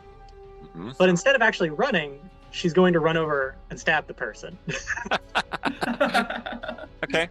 Yeah, the crossbow Yeah. guy is like, haha, success. There's- And he's there's- lining up a shot at Shay, who's like, Yeah, and there's definitely a Trying moment to where Shay open- looks over, sees that she's disappeared, and goes, come on. why do I get emotionally attached to women who abandoned me in the rain? Well, let's not go that far. Ah. Okay, and then Callista, make your attack. Yep, will appear swinging the scimitar. Maybe it'll actually hit. You do have advantage 23. because you are invisible. 23. 23 definitely hits. So that'll be. Do your stuff right. There we go. 7 from the scimitar, Okay. plus Scimitar bites into him. d6 Blood spurts. for psychic. Okay. And then after that, we're just going to stab where Blood the scimitar starts pouring from his nose and his eyes. Okay. Fun. Mm-hmm. All right. Regular stab, not advantage. 29 to hit. Yeah, that hits. So that'll be 12 physical piercing. Okay. Yeah, Two you stab psychic. him through the chest with that rapier. Mm-hmm. And then she's basically going to do the same maneuver she's been doing with the stab, pull back, and then slice a tendon, slice something. He's like wavering. A stiff breeze will knock this guy down. So if you hit with your next attack, you're pretty sure he's down. All right. We got advantage again. That'll He's be another looking at 29. you terrified. Like, what just happened? All right. So what did you say you rolled? 29. Oh yeah, no, that definitely hits. And this is the rapier or the scimitar? Rapier. Okay. Yep. You stab him through the eye. Poof. He's dead. Very dead. He had 2 hit points, so. This was the adventure you were talking about. Yes. Something of the sort. It's been a while since I've had to deal with assassins. That not my ideal. I imagine not. But well, and she'll kind of take a second and let's see here. The clumsy assassin is like slowly making her way out of the yard. Let me see. Okay. Calista will just make a shooing motion. Go. Yeah. She got a okay. She got a 13 on her stealth check, which is not great. Yeah. Shay is. So you can easily see her. You want to make that shooing motion? All right. Yeah. She just beats tracks and heads out. And then Callista will just clean her blade. It's interesting because she's the one who actually didn't take any damage. That assassin, she was so Martha. unlucky. Yeah. But she took a job. She got paid. Didn't get hurt. I think she made it out the best of anyone. Success. Yeah. Yeah. She wasn't really unlucky. This is a good point. At that point, Shay will pull the bolt out of her shoulder. Oh, that really hurt. Yeah. And then she'll rest her hand over it and do a quiet prayer to illustrate. And I'm going to cast Cure Wounds at 2nd level. Okay. I took You so pray- much damage. You pray to illustrate. It feels like you're chanting into a hollow room, but the magic does happen. You do heal yourself. And That definitely.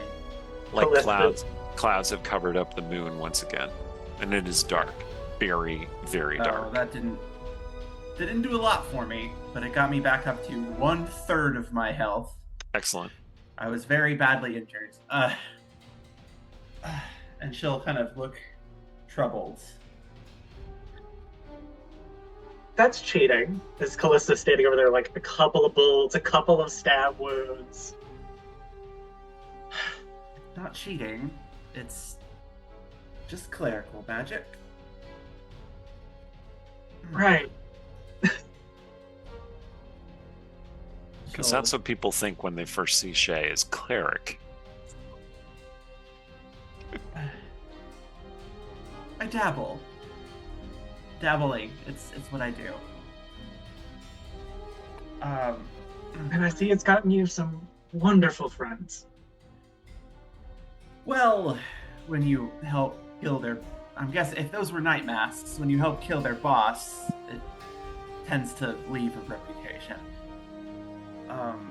You want to search the bodies? Yeah, I do. She'll kind of like hobble a little bit over to one of the nearest ones. Okay, so there's the server, and then Mhm. there are the kind of like lesser bug type guys. Yeah. She'll look over the server. Okay, so the server looks like a discount Bond villain, basically, like a goon who is probably on an international terrorism list. He has the slick back hair, he has big sharp teeth, and he has no night mask on him. Huh. But he does have tattoos that would suggest to you that he is a part of the Westgate underworld, right? Including a suspicious tattoo that looks like either masks symbol, like an attempt at masks symbol, or a night mask branding tattoo. We're getting sloppy, and she'll kind of like look through. It's like, I mean, really, he gave the game away. If he just hadn't been watching so intently, I might have actually tried the fire snails without checking.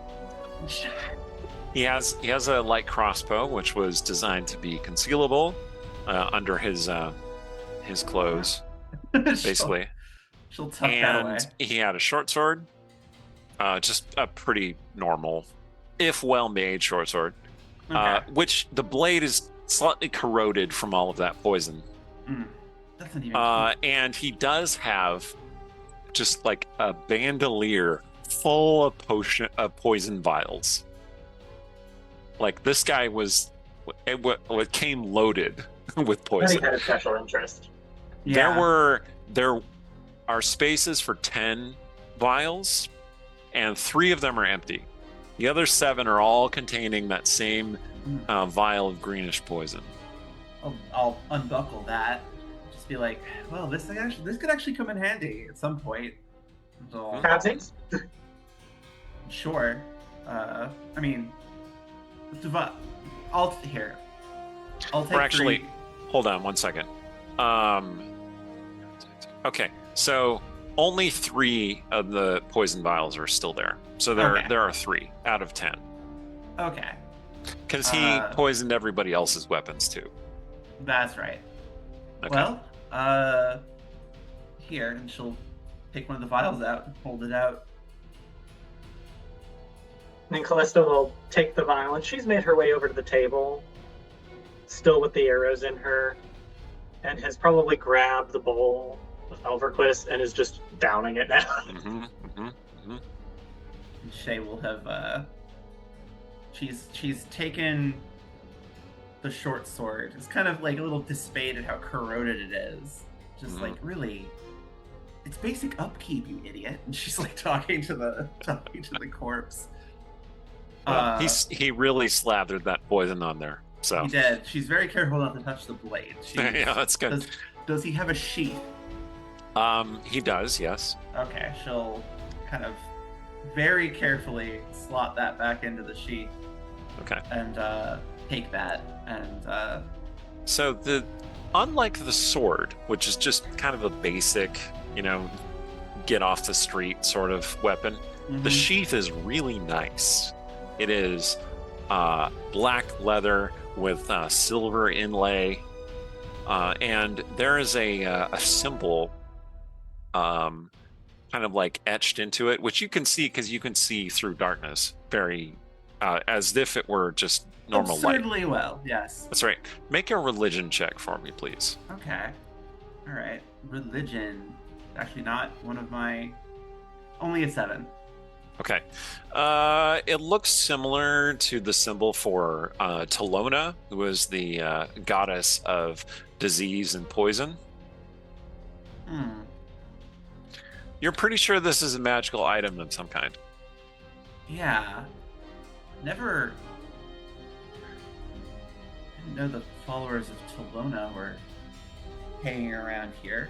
These might not have been. Do you put the sword back in the scabbard? I did. Okay.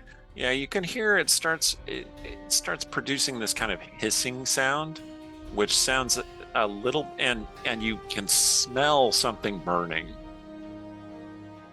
I'm going to drop it on the guy and back away. Okay. It keeps hissing. And then it eventually, like, you've been around enough fireballs and acidic blasts to, like, know what burning metal smells like. And that's basically what the smell that you're getting. Is it burning the sword? Do you want to pull the sword back out? Yeah, I'll gingerly pick it back up and pull it out. Okay, you start pulling and pulling and pulling, and it just comes loose because there are only like 2 inches of blade left. Why? Yeah, the scabbard has been eating away at the sword, and those 2 inches are very poisoned. Like, that's woof. I like Shay's look of horror. Like, oh god, We what know happened? He doesn't have very nice things. Yeah. And she'll just kind of like gingerly like drop the stub of a sword onto the body. Okay. It sinks into him. Oh. Well, not like you care anymore. And she'll turn and kind of make her way very stiffly, because she's in a lot of pain, back to the table. I have a question for you. Go ahead.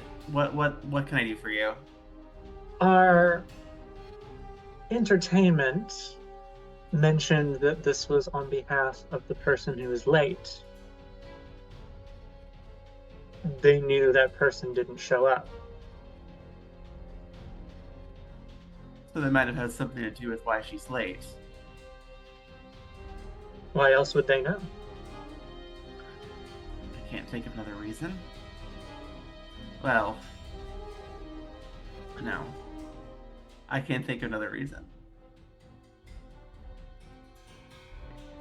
It's not like she's the type to send assassins after me, so I'm assuming... Damn it, Illyra. I guess we should figure out where they came from. Once I am in better shape, I'm sure... Well, I think I must have a stock of potions somewhere at the Purple Lady. I don't... I tended to keep them around in case a certain someone came home needing them. We can dip into that. Okay. and I won't have any issue getting into the city. I can't. Oh, I don't- Shay has her ways into the city. Yeah, I have my ways.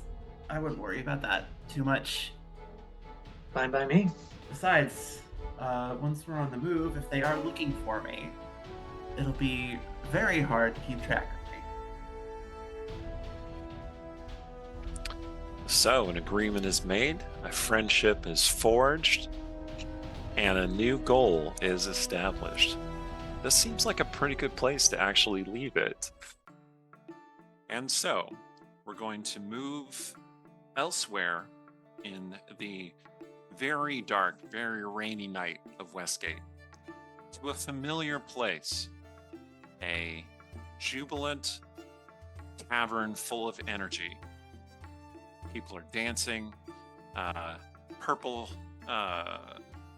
ribbons float down from the ceiling in an undulating motion, suggesting dance and wind and water, and everyone is expressing themselves in the full power of Lyra, goddess of dance, and of Sune, goddess of love, and all of the jubilant gods celebrating their lives as Westgate crumbles around them.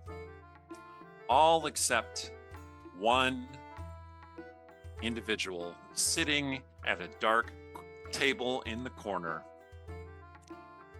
Sorrow, the raging Sorrow. Sorrow is sore, sated, and most importantly, very drunk. It's a circle, you see. Pattern that has repeated itself over and over for years. Fight, fornicate, drink. Headbutt, rut, glut. Crush, smash, crash. She's made many enemies over the years, but none quite as hated as her liver. It's a circle, you see. And like any circle, it has brought her back to the beginning, to the one sodding waterhole in Westgate that hasn't kicked her out or banned her because they can't, because she's on the Westgate Irregulars characters list charter, and no one has convened a quorum of Westgate Irregulars to kick her out. She's drinking at the Purple Lady, full of people who know with their happiness and their joy and having their lives together. Full of memories that plague her. Good ones, bad ones, and most of them which are worse. Full of people daring to have a good time around her. This is her last option. She's drinking on credit, not a single silver to her name, let alone a gold coin. And here she is. Bench. This is almost empty. On another one. I told you I do not want an empty glass tonight. Server comes over, half-elf woman. She looks rather put upon and like reaching the end of her patience. And she says, "Oh, yes, Lady Sorrow, of course." She pours more ale into your tankard. It's not particularly spendy ale. It's not particularly high shelf, but it does the job. And she says, Are you almost finished yet? Or did you want to order something to eat, my lady?" I'm never finished. She rolls her eyes like, "Yeah, I know that." I fight, I fuck, I drink. And I used to be content, but I'm not anymore. I used to be a happy drunk. I used to be a horny drunk. Now I'm just an angry drunk. And Zara does have short little horns because she is a tiefling. One of your horns is getting a little itchy, by the way. I don't know if you scratch your horn in public. I've always wondered about this. Are Sorrow's horns short just naturally, like she was born with small horns? Or are they broken off or filed or something like that? They're naturally short. It's part of her lineage. It's also why she doesn't have a tail. The particular devil type that her mother was, I don't know the specifics, but short horns, no tail, ultra white skin, really weird alien looking red eyes. Yes, anyone who mistook Sorrow for a human would definitely be making a mistake. She Yes. is a towering slab of muscle, an absolute unit Mhm. of a tiefling warrior. But No hair. warrior is not all she is.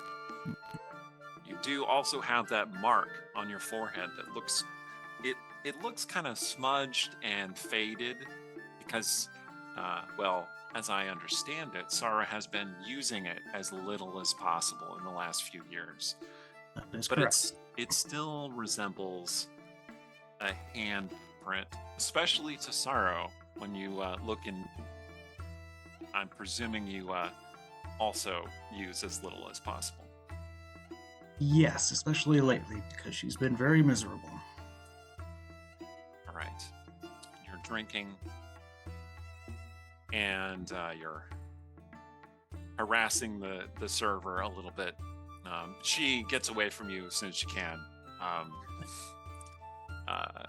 I kind of imagine there's this game that Sarah plays, like, can I drink this tankard fast enough so that the server just has to pour me another one without leaving?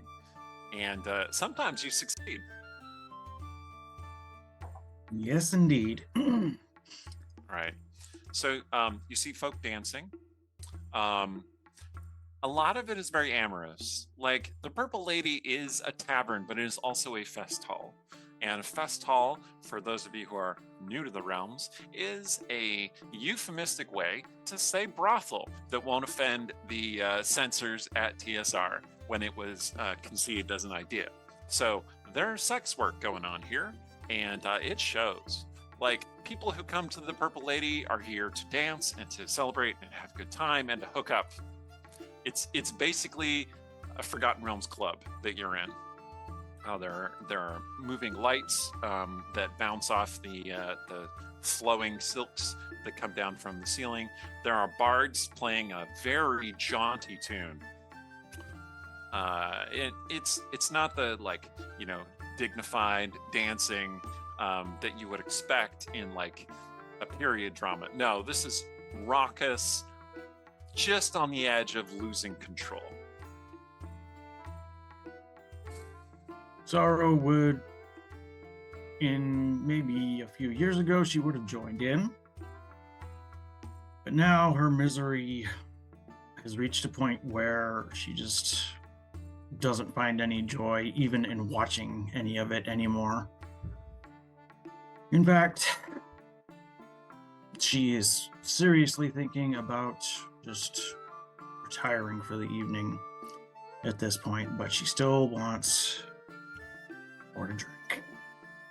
Purple Lady will give you a room to sleep in because you are a member of the charter, or if all the rooms are taken up, they will give you a space by the fire. I mean, fire is not a particular concern for folk of your tiefling persuasion. More than once, Sorrow has awakened covered in ash inside the fire because you crept a little closer and a little closer and then ended up on the hearth where it was just right. It's always so darn cold in this city. That's right. It is freezing, especially during the winter of 1499, which is several years after the original Westgate Irregulars campaign. You overhear people speaking about the Westgate Irregulars, and that name kind of tings your ear a little bit. But when they're speaking about the Westgate Irregulars, you know that they are speaking about the heroes of Westgate, the Bronze Wolf, the heir of the Murder Bears, the crazy red elf guy who never wears a shirt, the mysterious warlock who's not a warlock, and the mask of the Wicklarin of Rashomon. And, those great, powerful, epic figures. Not you, not your band of irregulars. When you joined the Westgate Irregulars, they were a small outfit, just a few people. In fact, the original group had all split up, and you were the new generation of Westgate Irregulars. Whatever happened to those days, those potentially glorious days? Oh yeah, Lilton happened. Lilton placed his hand upon you and altered your fate and turned your name into a self-fulfilling prophecy. Yes, he did. And then he abandoned me. And then he abandoned you. Lilton has not been seen for several years. Possibly he's dead, and many folk think he is dead.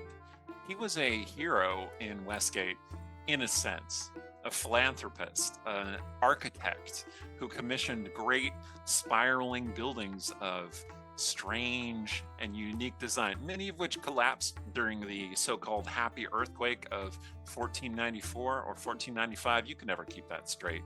It's not important. But the point is, Lilton is mourned in the city because he is no longer here, and his massive, seemingly endless supply of coin is nowhere to be found. But if they only knew the truth. I know Lilton's not dead because I still have this. That's right. As long as that mark is there, as long as I can feel that power, I know he's out there somewhere. And the mark is itchy. Scratch at it. I am going to go over to the fire. Going to pick out hot coal. And I'm going to start One rubbing of the servers like, hey, wait, oh. I'm going to start rubbing it on my forehead a little bit here. Hey, your flesh starts to sizzle slightly. You take like 1 point of fire damage. It should be 2, but you're resistant, so you're just burning yourself. And those folk who are not regulars at the Purple Lady, they see you doing this, and it freaks them out a little bit. They recoil, and they're like, oh. And but the server who was pouring you beer before is like, there she goes again. Raging Sorrow, always doing something self-destructive. I turn around, stumble a little bit to the onlookers, and angrily shout, "You got a problem?" Oh, no. They back off 100%. Just go back to their conversations, move to a different table, get another drink, or they get the hell out. The mark is still itching though. In fact, it feels it's tingling like with magic, like with the presence of magic. A way it hasn't in quite some time. I start looking around. That bastard here. Did he actually come back? You're looking around, and the world kind of grows quiet and slower, and you're not sure if your perceptions have just been reduced or degraded because of all the drink, or the pain, or the fire, or the sorrow, or any of it. But the world around you grinds to an icy halt. It's so cold in the city. But you see a single person standing amongst the crowd of now faceless folk. A dark-skinned elf woman who almost reminds you of someone that you know from the past long ago. But you realize very quickly is not. That is not Shaira Darksong. That is someone you don't know. But she is looking at you very directly, like she knows you, or she feels something that you feel. I call out. Who are you? What do you want? So Jen, you find yourself in the Purple Lady Fest Hall. You don't necessarily read common all that well. You haven't been on the surface for very long, but this is obviously the place the priestess spoke of. There are people dancing, swirling in various colors, mostly purple though. There are purple silks that fall from the ceiling, waving and undulating. It is like a pleasure den from Menza Berensan. Perhaps not as violent, perhaps not with the same air of uncertainty and threat as you might expect, but no less hedonistic and no less doomed. And you find yourself staring at the one person in this room who interests you.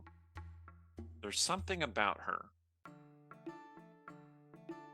Aside from the fact that she's huge, like built on a scale that you rarely see outside of like half ogre servants. And she's looking at you as well. You kind of dimly remember that there are other people in here, but like when you're not focusing on them, they're not here. Like it's just you and this woman. And sometimes this happens to you. Sometimes you focus on a person who speaks to you for some reason, like connects with your mind. But this time she actually seems to see you. Most of these people that you connect to seem to be oblivious to you. But this one is looking right at you and she says, "Who are you?" In kind of a threatening manner. Like what? So first of all, how drow friendly is this area and Westgate? Okay, good question. You have not been attacked for being a drow, at least not yet. Okay, cool. Are you taking great pains to hide who you are? If this is a thing where like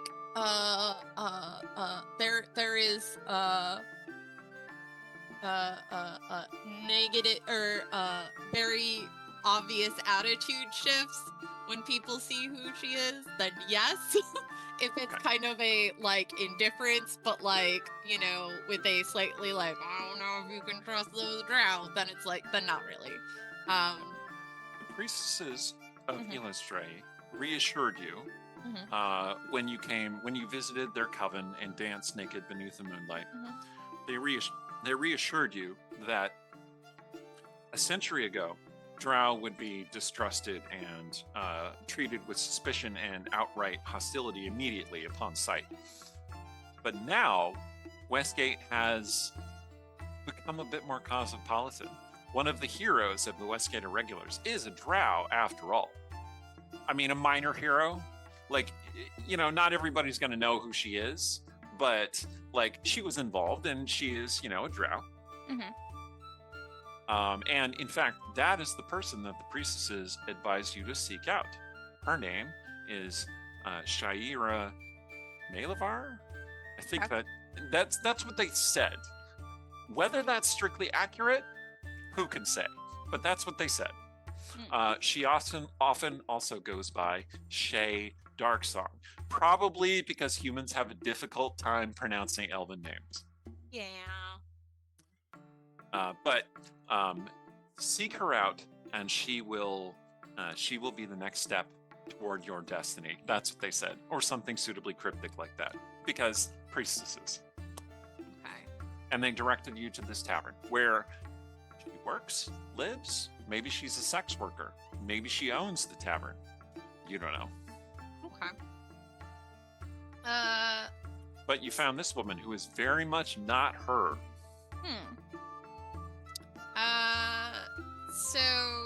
So I imagine this is somewhat of a curiosity for Ilmarin, and you know, being a drow, people threatening her. That's just interacting with a drow. So let's see. I'm going to How do you think Ilmarin would react to this woman kind of like maybe threatening her? So she hasn't moved, right? No, other than to stumble a little bit. Okay. She seems to be battle weary, perhaps. Inebriated, perhaps. Cursed, maybe. Interesting. All of the above. So I imagine Ilmarin would probably sort of like slightly move her chair to be like in a better position, so if she needs to get up very quickly, she can, you know, to get into a fight, she can do so. But otherwise, she's not really going to take any physical actions other than to give a slight head tilt and reach out telepathically. With, what are you? Okay, so let me say one thing first. Sorrow, and this is not a retcon, mind you. You only thought the woman was standing there. She's actually sitting at your table. Oh. And she telepathically is reaching out to you. Like 1 second she's standing there, and the next second she's sitting at your table. Okay. And voice in my head. What is she saying? What are you? I say out loud, get the... I already used my phone. Get the hell out of my head now. Her thoughts sound angry. And sad, but mostly angry. The only other person who's talked in my mind is someone I really don't want to see right now. So don't remind me of it. Very well. But It's better. it does seem like it is weirder for her to speak verbally. She has a very strong drow accent. Like if you are fluent in Undercommon, you can easily understand everything she's saying. Or if you understand Elvish, you can pretty much put it together. But like she's trying to speak, I guess, Common with the drow accent, which is, I mean, if you ask, I think it's Chris Perkins who always says this, that the drow are French. So like that's how drow sound is French. But I like, dare you. if you want to do that, you feel free. Sorrow knows Elven, so Mhm. yeah. Okay, so you can understand her, but it's a distinct accent barrier. It is unusual for not only someone to gain my attention in this way, but also to actually notice. I'm a tiefling. I'm part devil. I'm a freak. I've seen it all. I've heard it all. And I don't like people being in my head. Well, my apologies then.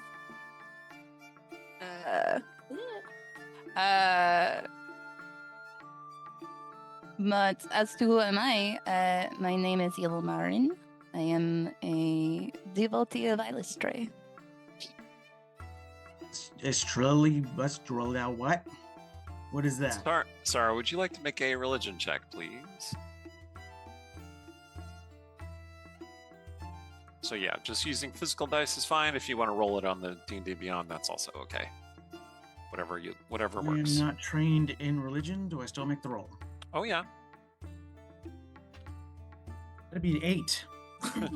Okay, so Illustrae, like the name sounds familiar, like from long ago, but like over a decade of drink has kind of like dulled your memory. So is that a dancer here? I don't know who that is. It's good.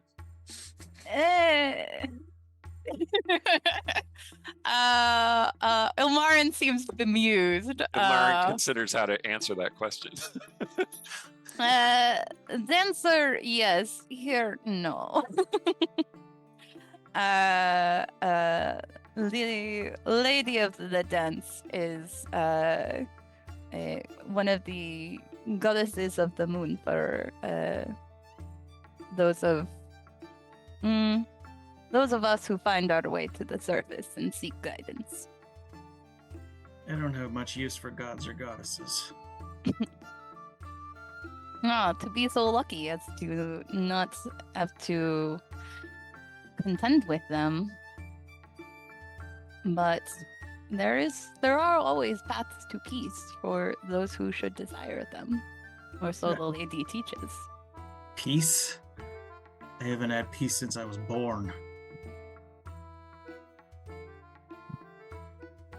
Why do you think that, do you sincerely believe that peace is something denied to you just because of who you are?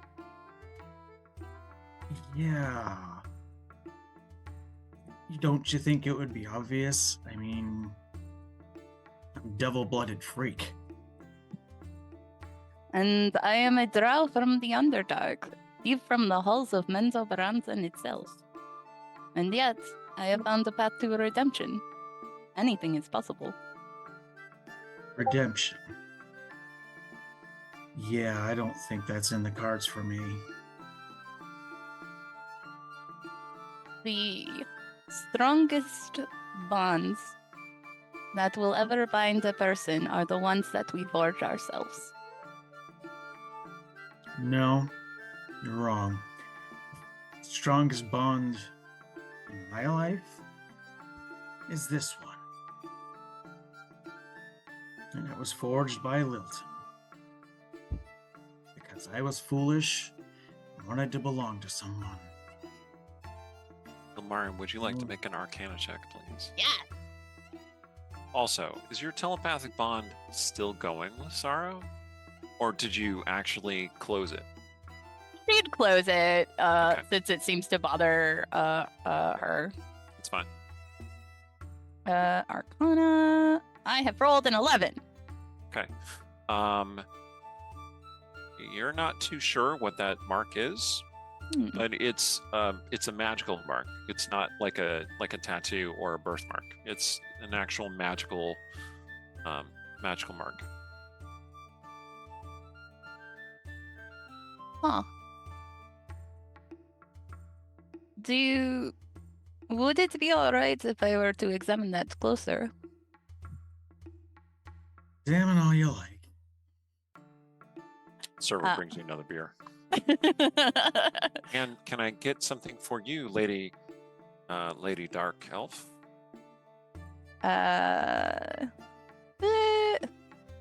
What is some sort of like bougie liquor for this? That Being would from be... the Underdark, you Yeah. are mostly accustomed to mushroom wines of various kinds. Mm-hmm. If you ask for that, Mm-hmm. the server looks at you like, what?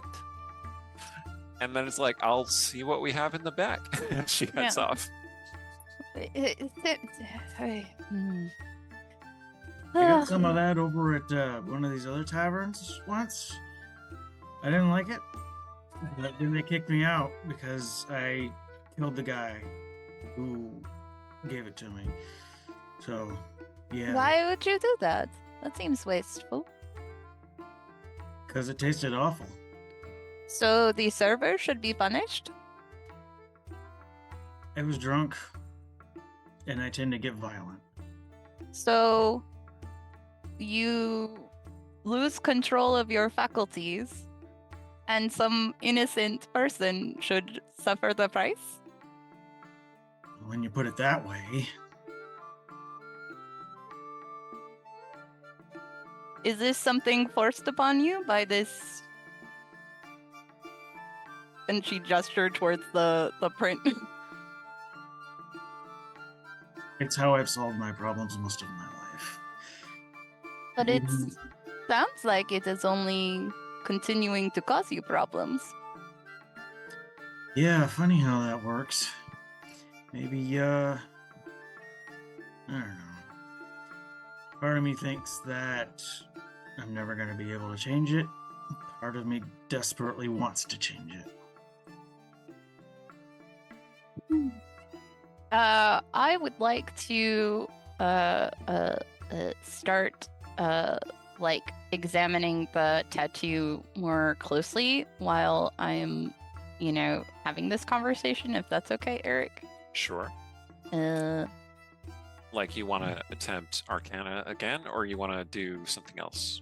yeah, either like because I'm guessing religion wouldn't be applicable, right? You could try and make a religion check, sure. Okay. Yeah, why not?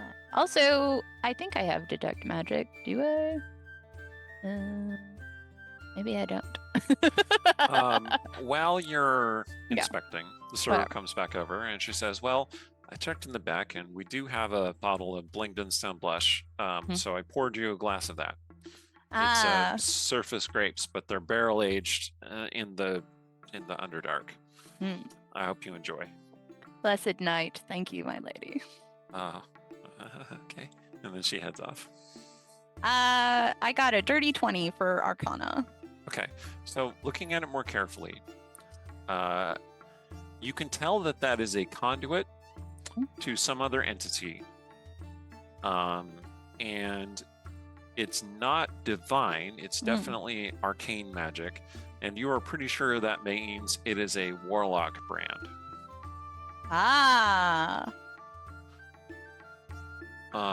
And it's very strange because it could be a Fey brand to an Archfey, or it could be an infernal brand or demonic fiendish brand to a fiend patron.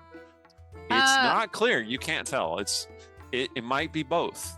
Now, can I make a religion check to get a vibe if it's infernal or not? Sure. Okay.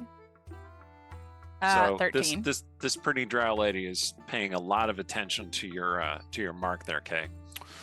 Okay, you got a 13. Mm-hmm. Yeah, you're pretty sure it's not infernal. Okay. But it's still like the energy coming off it is fiendish of some kind. Demonic, perhaps. She's just like very interested. Oh, interesting. You know, when people get this close, I'm usually either about to headbutt them in the face and break their nose, or kiss them and shove my tongue down their throat. And yet you have not. And yet you have not done either. See, change is possible. We just met, and normally I don't have that much restraint, but for some reason I think I probably should with you. I think that you are stronger than you realize, and you let the pain of this set those limits on what you are expected to do. I always do what I'm expected to do. I don't know how else to live.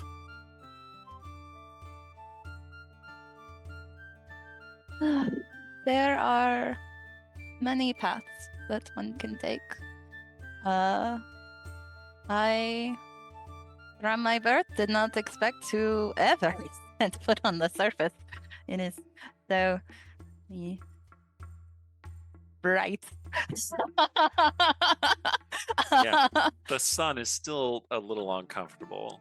Like, the priestesses did have you witness the sunrise several times as part of your acceptance ritual to become part of their circle, part of their faith.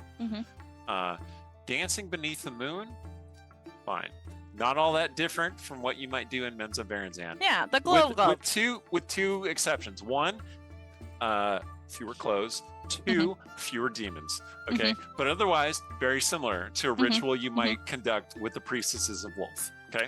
Yeah, legit. But watching the sunrise that first time, exceptionally painful and uncomfortable. Your eyes were just seared, and your flesh felt like it was burning, but you made yourself sit through it.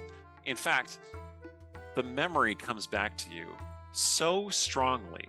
I'm going to need you to make a Constitution saving throw, please. Oh, dang. Okay.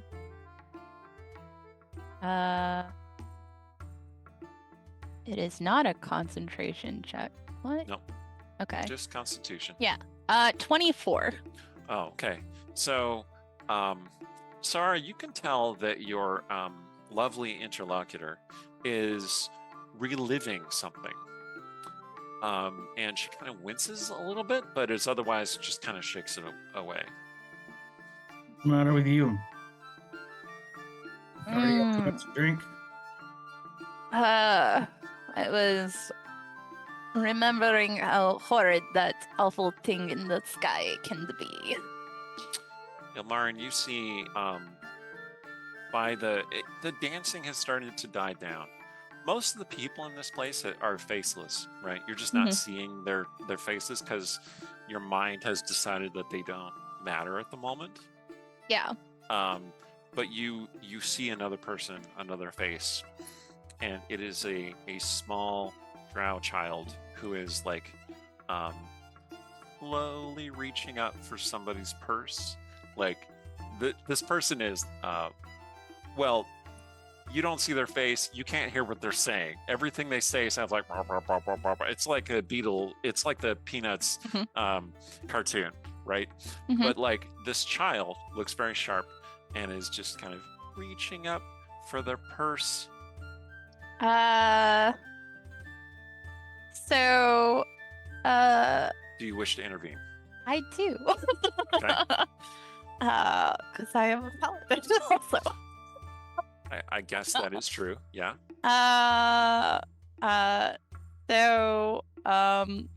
And I assume that like it's just somebody enjoying like the revels and stuff, right? Oh yeah. Well, it's Yeah. hard to tell what they're doing because they're basically T-posing because they're unrendered, character models. Like the longer your aberrant mind disassociates from the things around you, the less they resemble actual people and more pixelated representations of people. So I imagine that like sort of catching this from her periphery, And it is very much a thing where like Sorrow would notice that like literally like, you know, mid conversation she just kind of does one of these.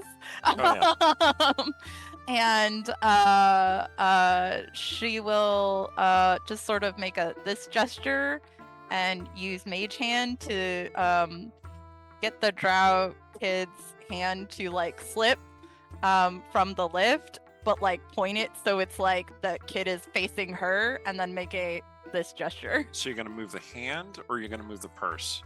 I was gonna move the person's hand because my thought is that they go to lean and then they get like, you know, sort of like this, so then they can like face they're reaching, and you're like, you just push them. Yeah. Okay. Sure enough, that works. The purse is not disturbed. The person is continuing to. And she just makes a gesture of like, come over here. The child looks at you for a long, long time, and then scurries away the other direction. Sorrow, assuming. Sorrow, you have no idea what just happened. You're like, what are you looking at? Okay. I was gonna ask. She does sigh out loud.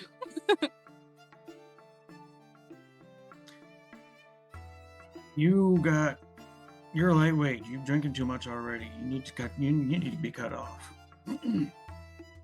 I assure you, there is very likely nothing on this surface that could get me to a state of inebriation. Oh, is that a bet? Because I know some stuff that will get you laid out on the floor. Well, I have no doubts that that is a thing that you believe at this time. There are other things I must do, as I just saw that there was a child in need. So if you'll excuse me. Whoa.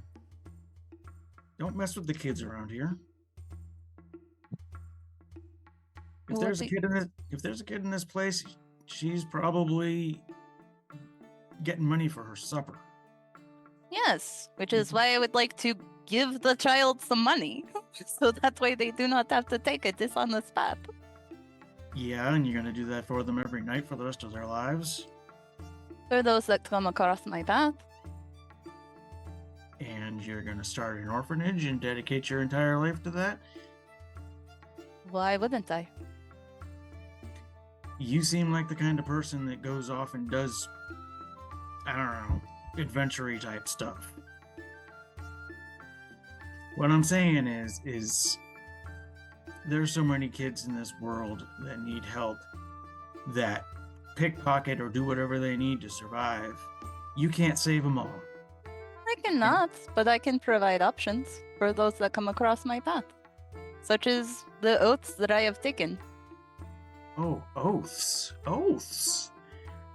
Those are about as worth about as much as the tree bark you use to wipe your ass.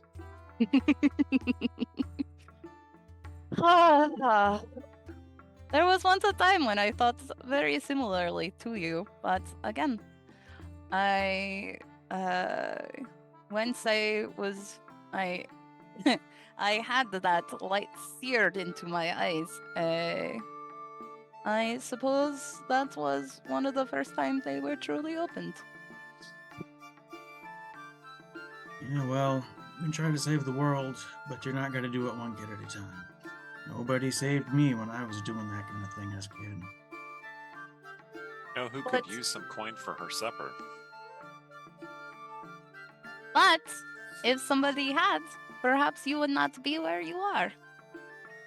Yeah, if somebody had, maybe I wouldn't. Yeah, the point is, nobody did.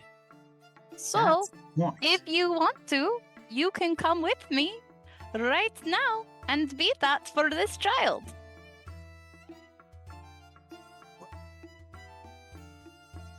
All right, fine.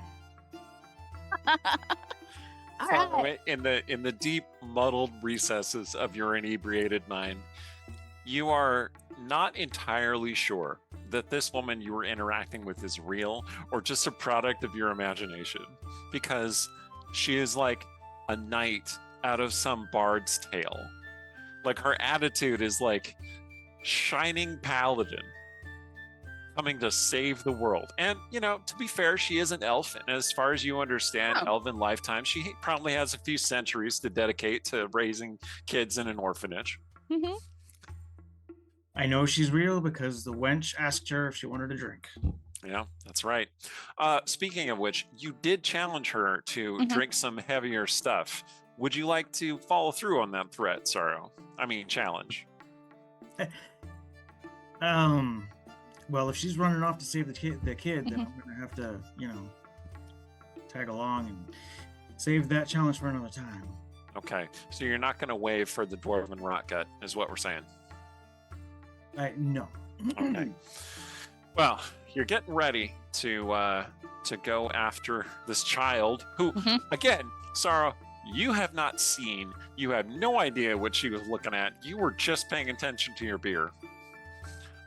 When the doors open, emitting the rain and the cold of the Westgate night. And who should it enter but Shay Darksong, and a new companion that you've never seen before. But Sorrow, you know her. Hey. I think this might be a good time for us to take our break. Since we're pre-recording this, we don't necessarily have to take a full break, but I know some of you have bladders that might appreciate it. So we're going to be down for a few minutes, and we'll see you shortly. Don't go away. Yeah. And we're back. Shay and Callista, you have entered the Purple Lady.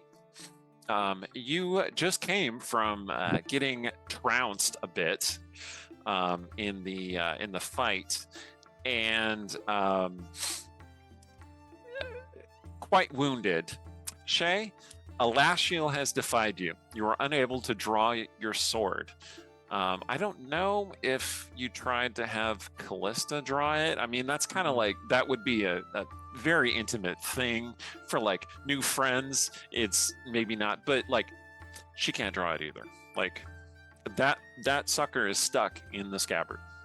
Yeah, I don't think she would have tried to have someone else draw it. It's Okay. definitely like she knows that the sword will only let like people it chooses draw it, and the fact that it won't let her draw it anymore is certainly alarming. Yes. Okay. So you're back on. You're headed to the Purple Lady. You don't know if there are more assassins out there looking for you, but you know that Ilra keeps at least one bag of supplies, cache of healing potions, extra weapons, whatever you might need at the Purple Lady. You get inside. There is some kind of big revel going on. There is every night, to be fair. But this one is particularly loud, bombastic, energetic. You do see a familiar face, however, and that is the Raging Sorrow. Now, Sorrow has been here at the Purple Lady over several times over the last few years, increasingly frequently recently, because she's on the charter. I don't know if Shay has tried to gather a quorum of Westgate Irregulars members to vote her off the charter, but it hasn't worked. She's on the charter. She drinks mostly for free. Kind of like cheap beer, but she drinks it. Yeah, I think Shay's actually always been fairly fond of Sorrow, even with like the awkwardness that came from, certain loyalties. But like, so she wouldn't have tried to get her kicked off of the charter. Have you opposed efforts to change the charter? Like, you have a soft spot for Sorrow? I think so. Yeah, I think Okay. she's probably tried to stay a voice of like at least fairness. Like Sorrow, yes, Sorrow has been drinking in the establishment a lot. Sorrow can be a bit rambunctious when she gets in her cups. But That's I a very think kind so way to far, put as it. long as she hasn't like there hasn't been a massive amount of property damage or, an inherent an unfair number of deaths. Shay has largely stood up for her, just because of especially because she knows how Lilton is. She knows what Sorrow's probably been put through. So it's like, okay, let's make sure that she has a place that feels at least somewhat welcoming. Well, she's here, and she's not alone either. There's some woman with her. In fact, it's a drow woman. You don't see all that many drow in Westgate. It's not like drow are despised and barred at the city gates like a century ago, when your half drow heritage would have kind of put people off. But over the last few years, especially since the Westgate Irregulars became heroes in the city, and you were associated with them on a couple of pretty high-profile adventures. Let's be clear. Attitudes toward drow have relaxed a little bit. You do also know that there is a coven of Illustrian drow somewhere in the area. I don't think Shay has actually made contact with them, because that's never seemed to be a particularly big deal for her. You can correct me on that, though. No, I don't think she has. Mostly because her faith, her worship of Illustri has largely been a fairly solitary practice. She's done her thing. She's kept to herself. It's been very personal for her. So She's she an hasn't felt old the need school to. priestess, right? Kinda. Because Shay comes from a period of time when the drow were less accepted here on the surface, and so you're much more private as a person. Yeah, that makes sense to me. Did you have Well. further that you want to elaborate? Go for it. No. That's basically what I got there. Great.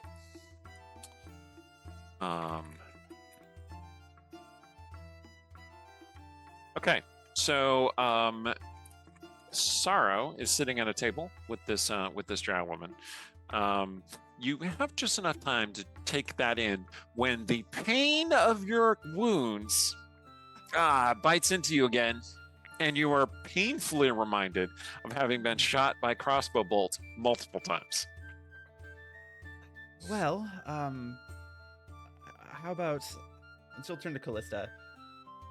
Callista is, I think, helping you walk, so yeah, it's easy. Arm kind of draped over Callista's shoulders. I think the stash of potions is upstairs, through the back. We could just go that way.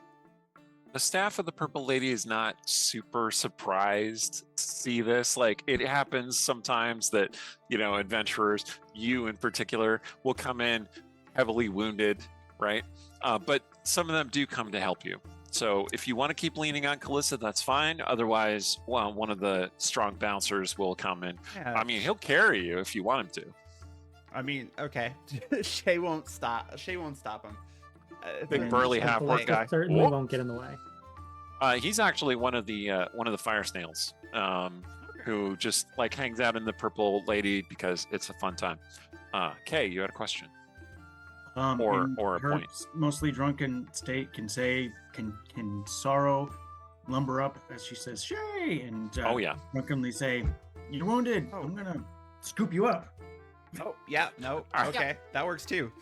burly half-orc is gonna pick her up, and then Sorrow does that. Whoa. So with that, hearing, so first of all, what is Shay's full name again? So what the priestess has told you was Shaira Okay. Malir, Okay. which sounds wrong to you. You're not sure why, but Yeah. that doesn't sound like a proper drow name to you. Okay.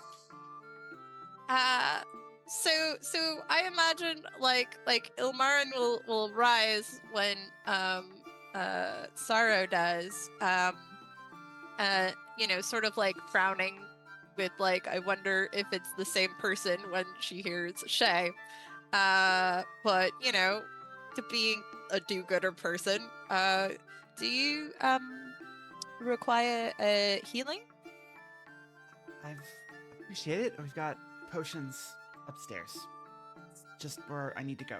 Thank you. This is Sorrow. my new Good to- friend. She can heal people.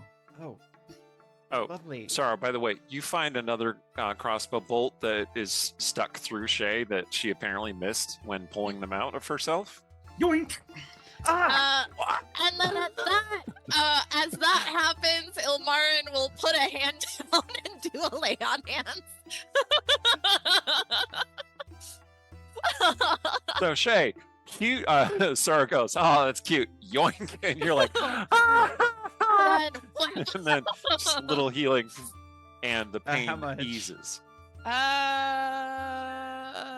Let's see. I can heal 15 points with my lay on hands. Do we think we're gonna get murdered immediately?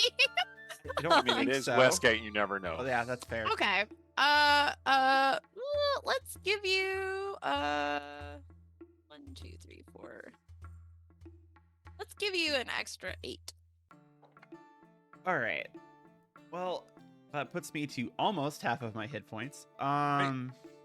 I mean, she's still Yeah. bleeding, but she looks a little bit better.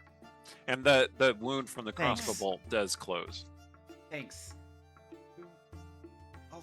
Also, hi, Sorrow. It's good to see you again. It's been a while. Who's your friend? And can we walk? Can we walk while we do this? Yeah. Um, So, Kind of stumbling along. Yeah, where are we going? Oh, are you sure you can? Are you sure you can walk straight enough? Yeah, let me just sling you over my shoulder. Oh, There we go. this is so Very graceful. undignified. So let me ask you this question: is Shay dressed like she appears in the artwork? No, she's Mini skirt and all? Okay, No. She's got just want theater of the mind to be accurate. okay. She's wearing kind of a deep blue blouse. It's kind of like laces a little bit in the front, and then Now covered in blood. covered in blood, and a pair of black, like tight black breeches, knee-high boots. Also covered in blood, but it shows up less. Yeah. And then of course she still has elashial clips to her sword belt, but it is again not coming free. So Is she clinging to it? I think she is. Yeah. Yeah, Sorrow. She's definitely clinging to her weapon, like with her knuckles turning whiter than usual.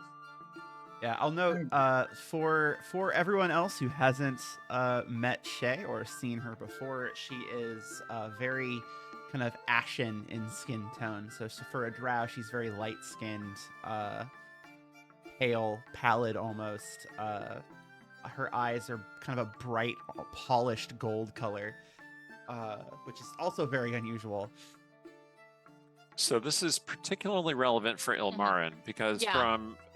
from your background, if you saw a drow like that in Mensa Baranzan, you would assume that she was cursed yeah. or just deathly ill.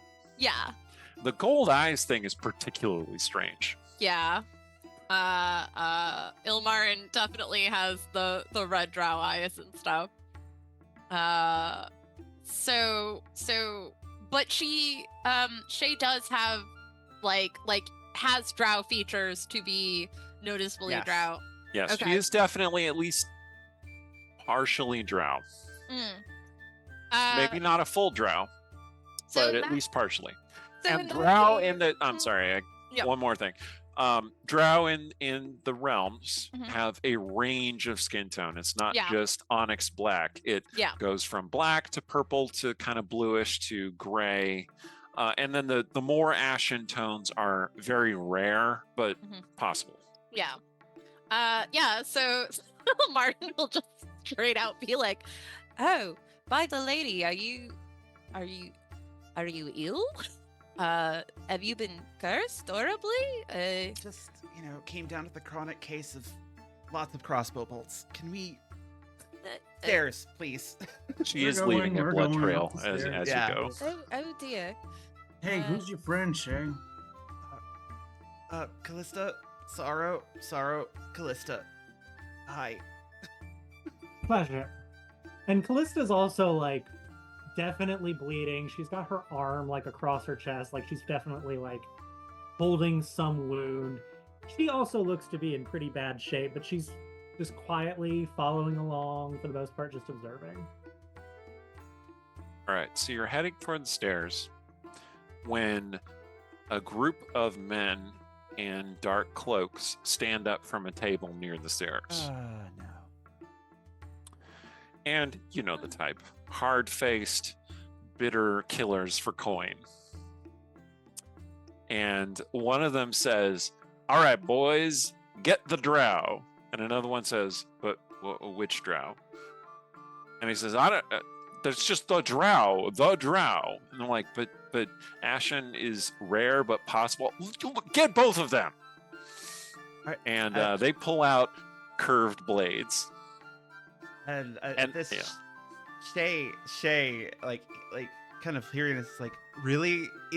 In my establishment, really? With Shay still over her shoulder, Sorrow's pulling out a dagger and saying, "You really want to start something, guys?" Okay, so the dance floor, they haven't noticed this potential confrontation going on, but many people around the tavern common room have noticed, and you see crossbows starting to appear out from beneath bars, and blades materializing seemingly out of nowhere. It appears that when you run a fest hall in Westgate and you want it to be successful for a few years, you hire a few thieves and rogues. That's what I'm going to say. So the assassins look around, see that they're pretty overmatched. And one of them says, "Hey, you, Horny, you look like you could use some coin." Right now, I want friends more than coin. So get the hell out of here. All right. Go ahead and make an intimidation check, please, Sorrow. And Shay, you can also make an intimidation check if you wish, because you Yeah. did do that intimidation. You have disadvantage on your intimidation check because you're obviously very wounded. fair. Yeah, Jen. Being oath of resumption, can I attempt a persuasion check? You can. Let's see how this I wanna- intimidation goes yeah. first. I got Okay. a 25. Oh, from man. the- I rolled Okay. a nat one. All right. You're like, Shane's like, really? what In my establishment? But Sorrow, like, they are clearly very wary of you. All right. You are presently having this standoff. They have curved blades which are clearly poisoned, like they gleam with the sheen of poison upon them. And the assassins, for assassins they be, are not immediately backing down. But they haven't attacked either. So, we're going to turn to Ilmara and Callista. Ilmara, you said you had a thing that you wanted to try. ahead. Yeah, I want to attempt a persuasion check to just be like, you know, yeah, can we not? Can we talk this out, maybe? Okay. Go ahead and make a check. 19. 19. All right. So the assassins are kind of looking for a way to get out of this Mm-hmm. and still save face. Mm-hmm. And they're like, "Yes, we can Yeah. parlay." And the guy next to him is like, "Parlay, I think she wants us to surrender." He's like, "Parlay!" Yes. Are you the speaker for this cadre? Excuse me. You know,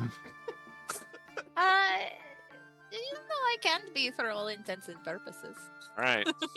So Ilmarin, who knows one of these people by name, Yeah. one person she suspects is the person she's looking for, and one person who is total stranger to her, Paladin. is gonna step forward. Okay, Cora, what did you got?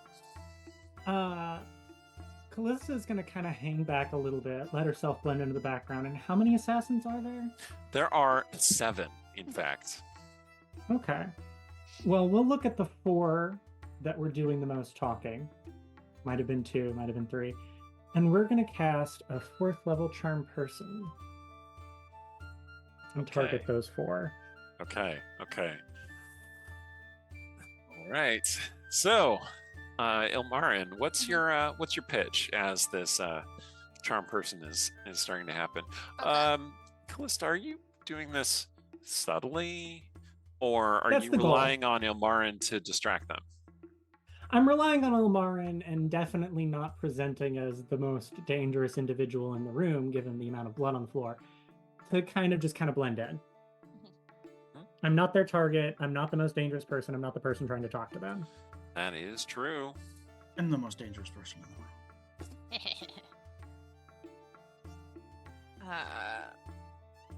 Yes. So again, Ilmarin is basically, will gather her skirts and just like seems completely unbothered.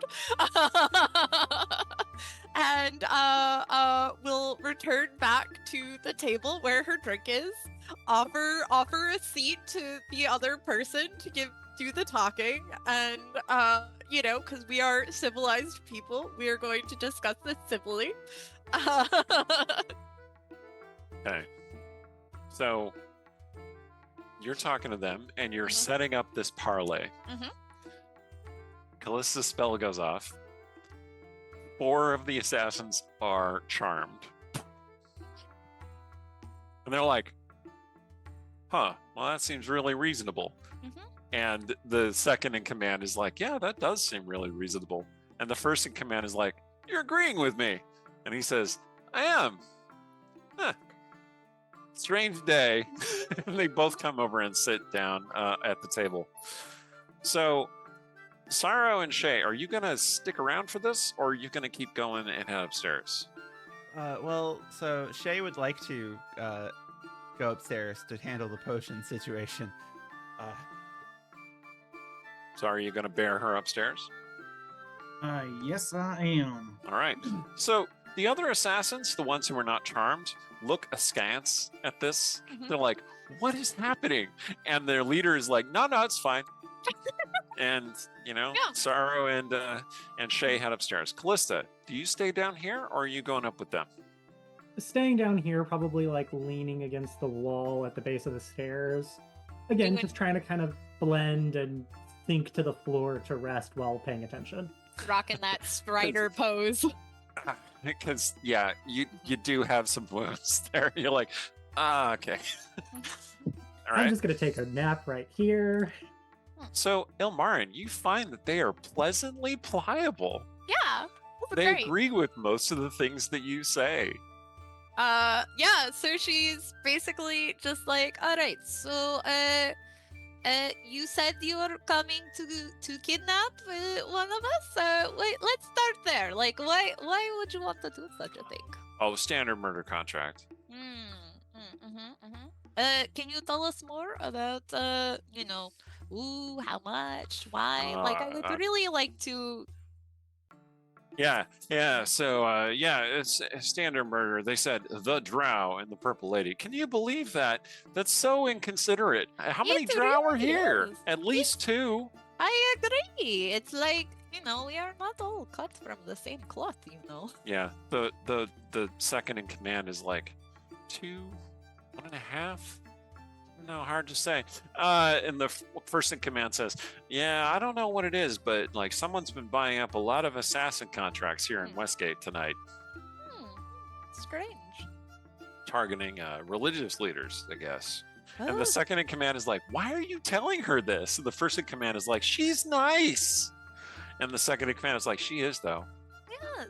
And again, I am very certain that we can see to it that all of you find a brighter and better path that does not end in your horrible deaths. She is nice. And the one says, are you a religious leader by any chance? Like, do you serve a deity? I serve a deity, yes, but leader, not so much. Oh, maybe we're supposed to go after the other drow, though. Where did she go? The other one says, I don't know. I just like That's looking not at her. important. And the first one's like, you said that out loud, bro. And he's like, I know. It is okay. Look at me. I am very great to look at.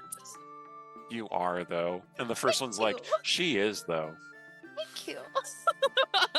It's not necessarily a romantic thing. They're just like, Yeah, no, they and I really wanna like, be you clear. know, hanging out with you. Yeah, and I want to be clear, like Ilmarin is not taking this at all as like flirting. It's just a statement of fact. Like, yes, I am gorgeous, and you should acknowledge and respect that.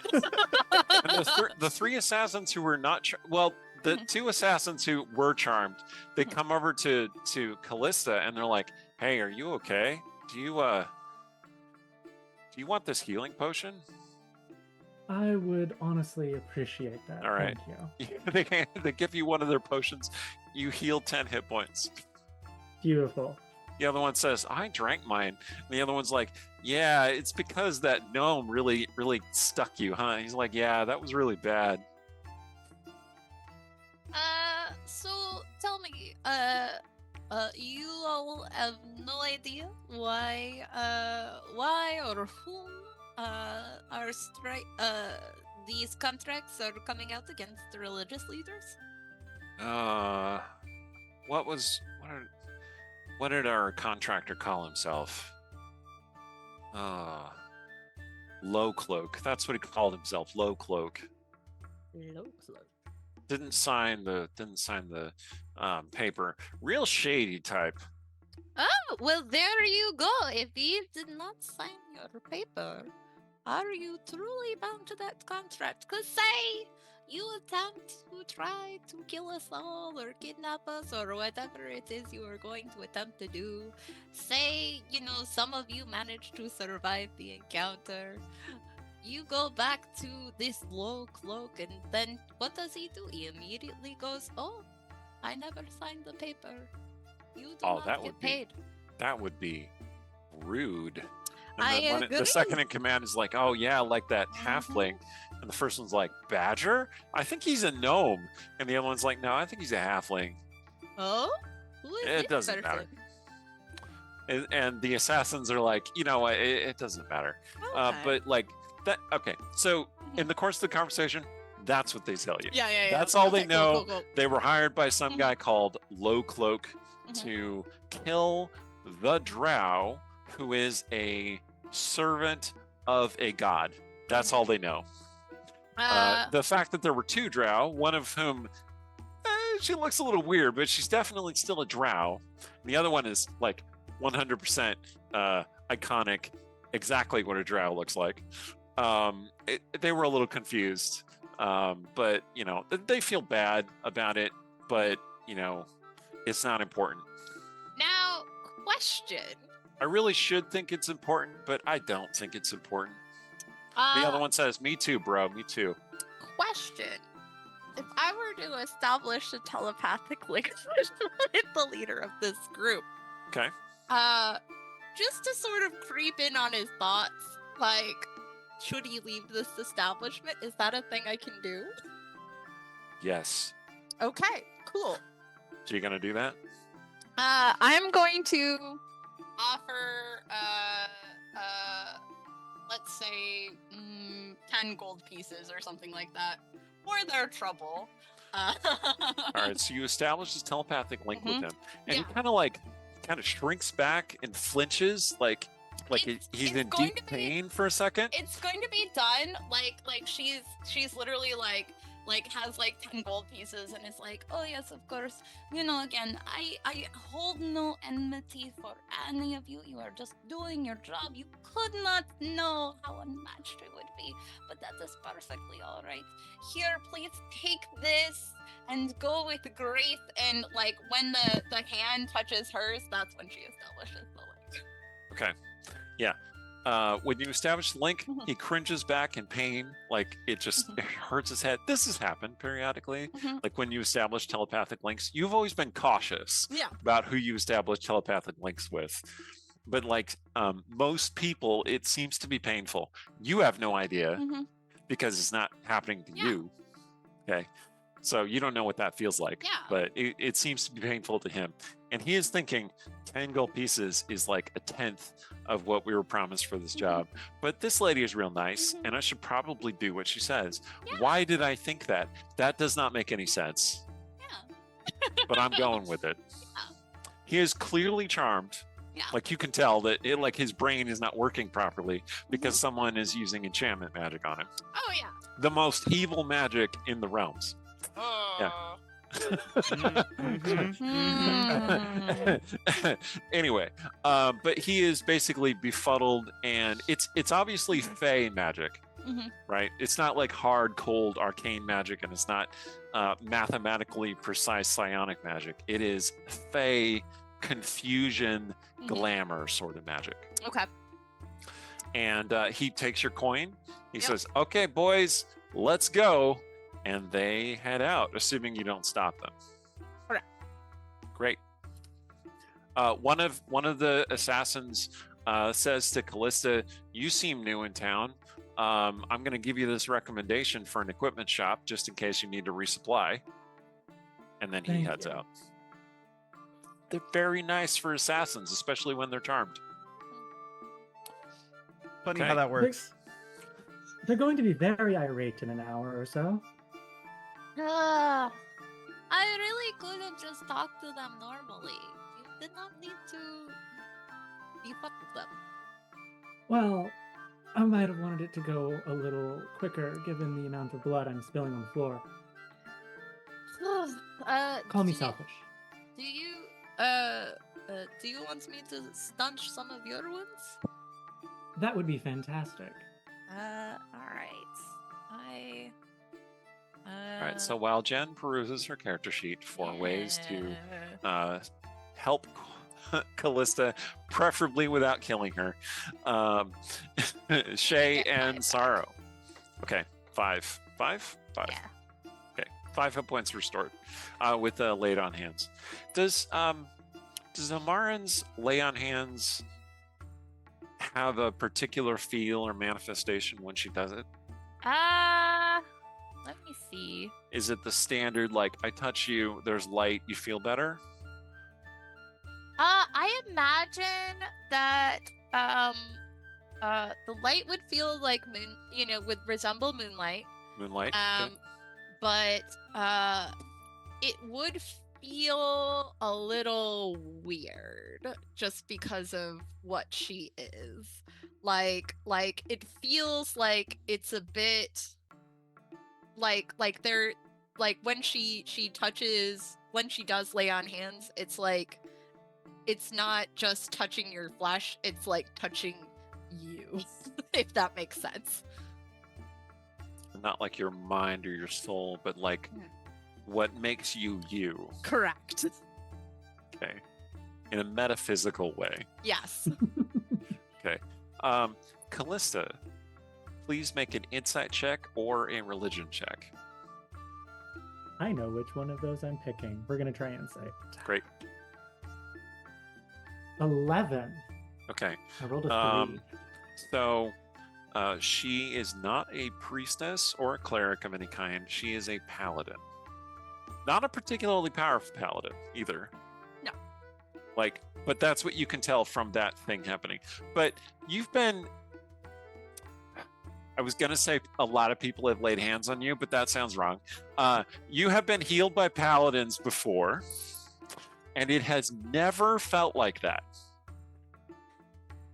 Which is a little unsettling. Like, Yeah, Callista will get an expression like she definitely noticed something off and is thinking about it. And then she'll quickly just kind of go back to her usual casual expression and just like, you have my thanks. Oh, no thanks are necessary. Shall I we? think they're quite necessary. Just a part of the oaths. Shall we go check on your friends? Please. Yeah. Hand up. Oh, yes, of course. Hand up. she reacted to that way exactly the way a drow would react. Like, why would I do that? Oh, of course. All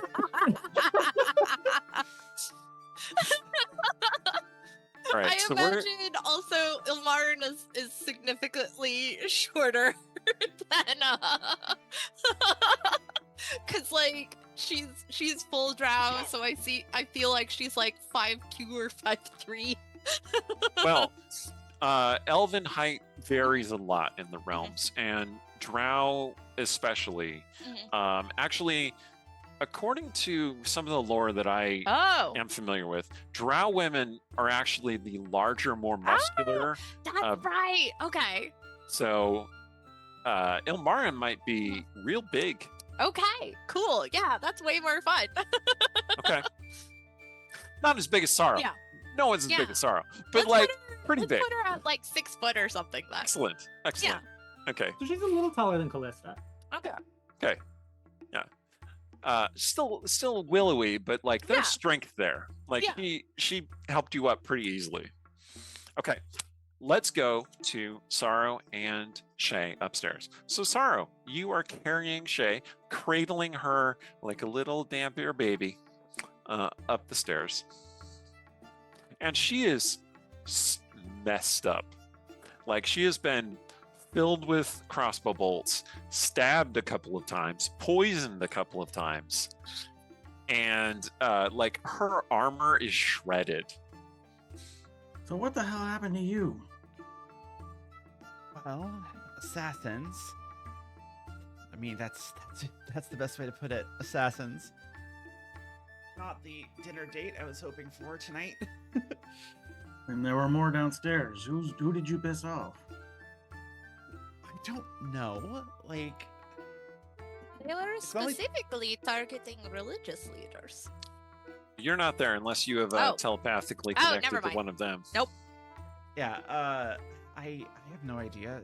Not like the night masks are back, as far as I know. I feel like one of my people would have told me something if they were. I mean, Oh, I that's did lovely. help kill their leader, so you know. But I've been out of the loop for a while. I don't know what the hell's going on. Where are we going? bedroom. It's and she'll give directions to the big bedroom, Illyra's room. Okay. So you head to the master bedroom. It does not look like this approach it's not ostentatious. It doesn't seem like this is the master bedroom, but as soon as you step inside, you can tell that it is. She didn't want to make it obvious how to find her if somebody infiltrated the building. It is there's a slightly raised section where the very wide 4-poster bed is. There's a bath, a large tub of copper, which is slightly discolored from being copper, and it is a mess. Clothes are festooned all over the place. Furniture's knocked over, like somebody tossed the place. The closet is open. Clothes are all over the place. Chests that usually keep things next to the bed, next to the desk, those are opened and thrown out, all their contents. The desk itself, which was neatly stacked with papers, those are all scattered all over the place. Someone has been here. Like you got robbed. Hells? I swear, robbed. Someone would have had to get past probably a lot of traps to do that. But yeah, put me down. You could tell immediately that several of the valuable caches are gone. I'm gonna set her down gingerly on the bed. Bed's all Gingerly- rumpled and but Gingerly as possible, given that I'm still staggering a bit. Oh, somebody cut up the mattresses. Well, there should be, unless somebody took it, there should be a cache of potions in here. I'll go looking through the rubble, see if I can find them. Make a perception check, Sorrow. Check. Just kind of kicking around pieces of rubble, 18. pushing stuff out of the way. Yeah, okay. You find a couple of spilled potions, like there's liquid on the floor from where the potions were overturned and uncorked. Anything left in the bottle? A little bit. Here you go. Really? It's definitely a healing potion. tip back what's left. Okay, you healed 2 hit points. Okay. Yeah, I have now defaulted to healing potions are just red liquid because, this is fantasy. Online gaming has taken over D&D, finally. Okay. But yeah, it's just red liquid. You drink some of it, you heal 2 hit points. It's not sufficient. There should be more caches, but it's helping you think a little more clearly. Worst comes to worst. Okay. There is a cache that you set specifically. It's like your specific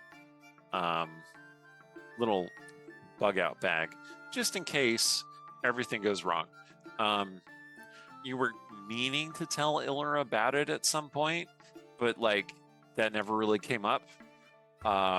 So you're pretty sure that you're the only one who knows about it. And if anything is hidden still in here, it's probably that. There's another cache in here somewhere. I put it here myself, and I'll tell Sorrow where it is. It's under loose floorboards that are under the bathtub. Pick up the Loose bathtub. floorboards under the Pick bathtub. up the bathtub. Clunk. Rip. Sparrow, I'm going to need you to make Sorrow, I'm going to need you to make an athletics check, please. That'll The be bathtub, that'll the be a bathtub is half 29. full of tepid water. 29. Okay. I was going to have you just shove the bathtub and there'd be this loud, annoying screeching sound, but you just pick it up and set it to the side. There is one more thing on Shay's mind right now. How's her cat? You see no sign of your cat. Where's Lyra? Which is to say, you don't see a body. Swear to Let's God, go. Eric, if you killed my cat. Do they have litter boxes in the realms? Probably. Probably.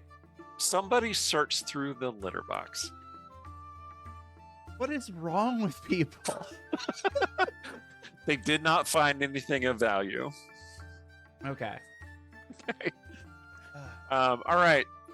Yeah, you kind of tap your foot down on the boards until you find some that are hollow, and then you can peel those up pretty easily. Yep. There's a catch, a place that you're supposed to press, and it the board pops up, but Sarah just kind of rips up the boards. Okay. I guess that works. And sure enough, you find a small bundle tied around a sword, a rapier. Grab it.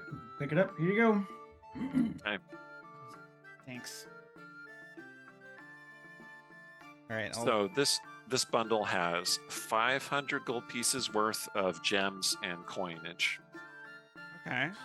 plus 4 potions of healing, 1 potion of extra healing, 1 potion of invisibility, and a rapier, which you don't remember putting in here. This isn't where you would normally store weapons. Okay. But considering that you can't draw a lash eel, maybe this Yeah. is good luck. Do you draw the rapier? It has Yeah, a very I'll draw plain hilt. It is a basket hilt, but it's relatively plain, just 4 quillions that wrap around your hand. It is a shimmering gunmetal gray color. And you can tell that it is made of adamantite, Oh. Nice which blade. is a highly valuable material. Not necessarily magical, but very, very strong Yeah. Who put this in and here? lightweight. I didn't put this in here. She'll kind of examine it for a moment and sheath it and Okay. You find a note wrapped around the scabbard and tied off with a small leather thong. she'll untie it and open up the note. It says, a immovable gift for an immovable gift. And it's signed with the letter I. Shay's face just kind of droops. Her expression, like she was in a lot of pain, but this is sad. What's the matter with you? Yeah, Sarah's like, that's a strange reaction. This is a cool sword. Yeah, I mean, look at that. That's adamantite. I'd kill for a adamantite blade. I think I did It's- once. This is from Illira. That's a bad thing. I thought you two were like, oinking. We are. Why do you have to put it like that? It's my way. It's who I am. It's we're not boinking. I mean, we are. But never mind. It's a lot more complicated than that. Did she break up with you or something? No. It's just complicated, and I think she's run off again. He does this. Maybe you should get a better girlfriend. Well, I've I got more messed up important. again. I messed up. I hurt your feelings. I'm sorry. I do that. I'm not good at this. You're fine. You're fine, really. Believe me, it's something that's been on my mind a lot lately anyway. But there's more important things to worry about right now, like getting healed or dealing with whoever is trying to kill me. Whoever robbed you. Yeah. Whoever robbed me. Maybe the same people? It didn't seem like they were interested in money. The ones that came at us at that restaurant I was at. They just wanted to kill me. Well, maybe some of them want to kill you while the rest of them are stealing your stuff. I mean, maybe. It's not important. It's just stuff. Oh, We should Yeah. get your pal up here too. She was hurt too, wasn't she? yeah. Yeah. And I'm gonna go ahead and take, since I'm pretty banged up, I'm gonna go ahead and take the would that be a potion of greater healing? There's one potion of greater healing. Okay. That's what I said, right? Or did I say said- you extra? said I don't extra It's healing. greater. It's fine. It's greater healing. And then the 4 normal potions of healing. Okay, yeah, I'll take the greater one just because I'm really banged up right now. Drink the potion, you heal the maximum amount for the greater healing potion, which I think is 25. I think So it's, I'm not going to look it up. Max is 20. 20. Okay, 20. You drink that, feel a little bit more stable. Things Yeah, are put still back not together. fully healed, but You potions. your eye is drawn to the window, the rainy, cold Westgate night, and you see a burst of light, kind of not too far in the distance, to the north of the Purple Lady. else was that?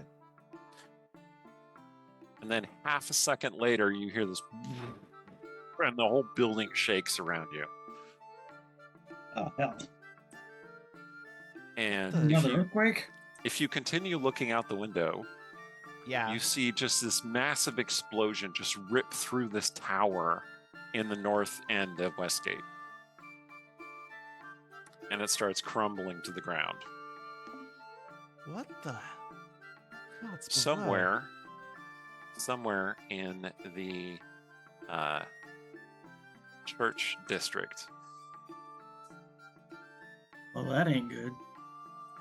No, it's not. And that is all the time we have for tonight. Thank you for joining us on this premiere episode of Twilight of the Realms, our new campaign here on the Dungeon Scrollers. I have been Eric Scott to be the GM of this game, regular member of the Dungeon Scrollers. Check out my superhero novels, Libations for the Dead, Fallen Angel, and I can't point when I'm in a mirror, Fallen Angel and Public Enemy right there.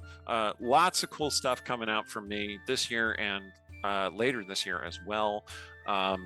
Also, check out the Dungeon Scrollers Discord. It is a fun place with lots to offer people who are interested in writing, want to see some art, want to share some memes.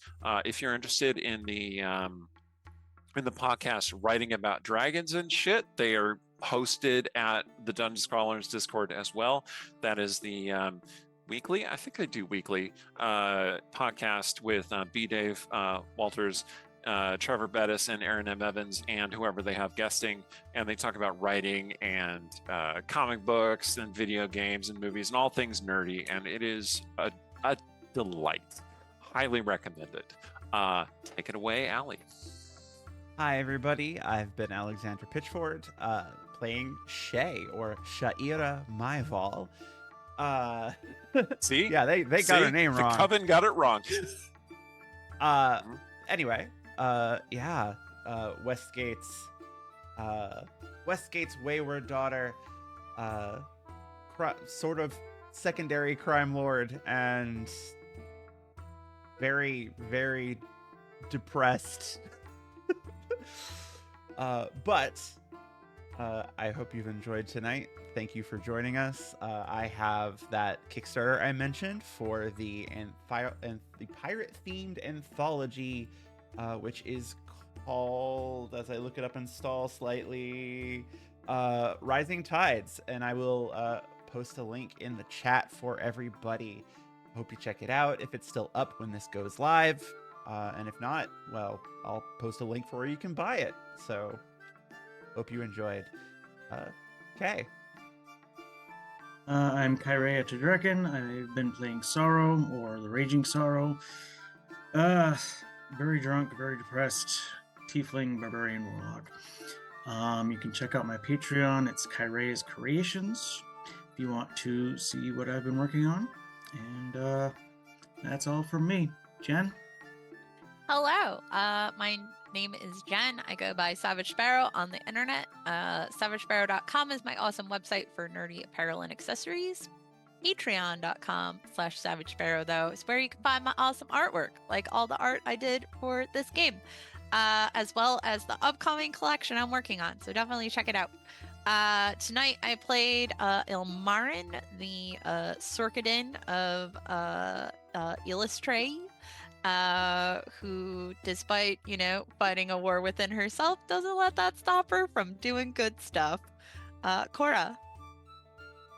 I'm Cora. I played for tonight Callista, your resident fae, definitely not a trickster.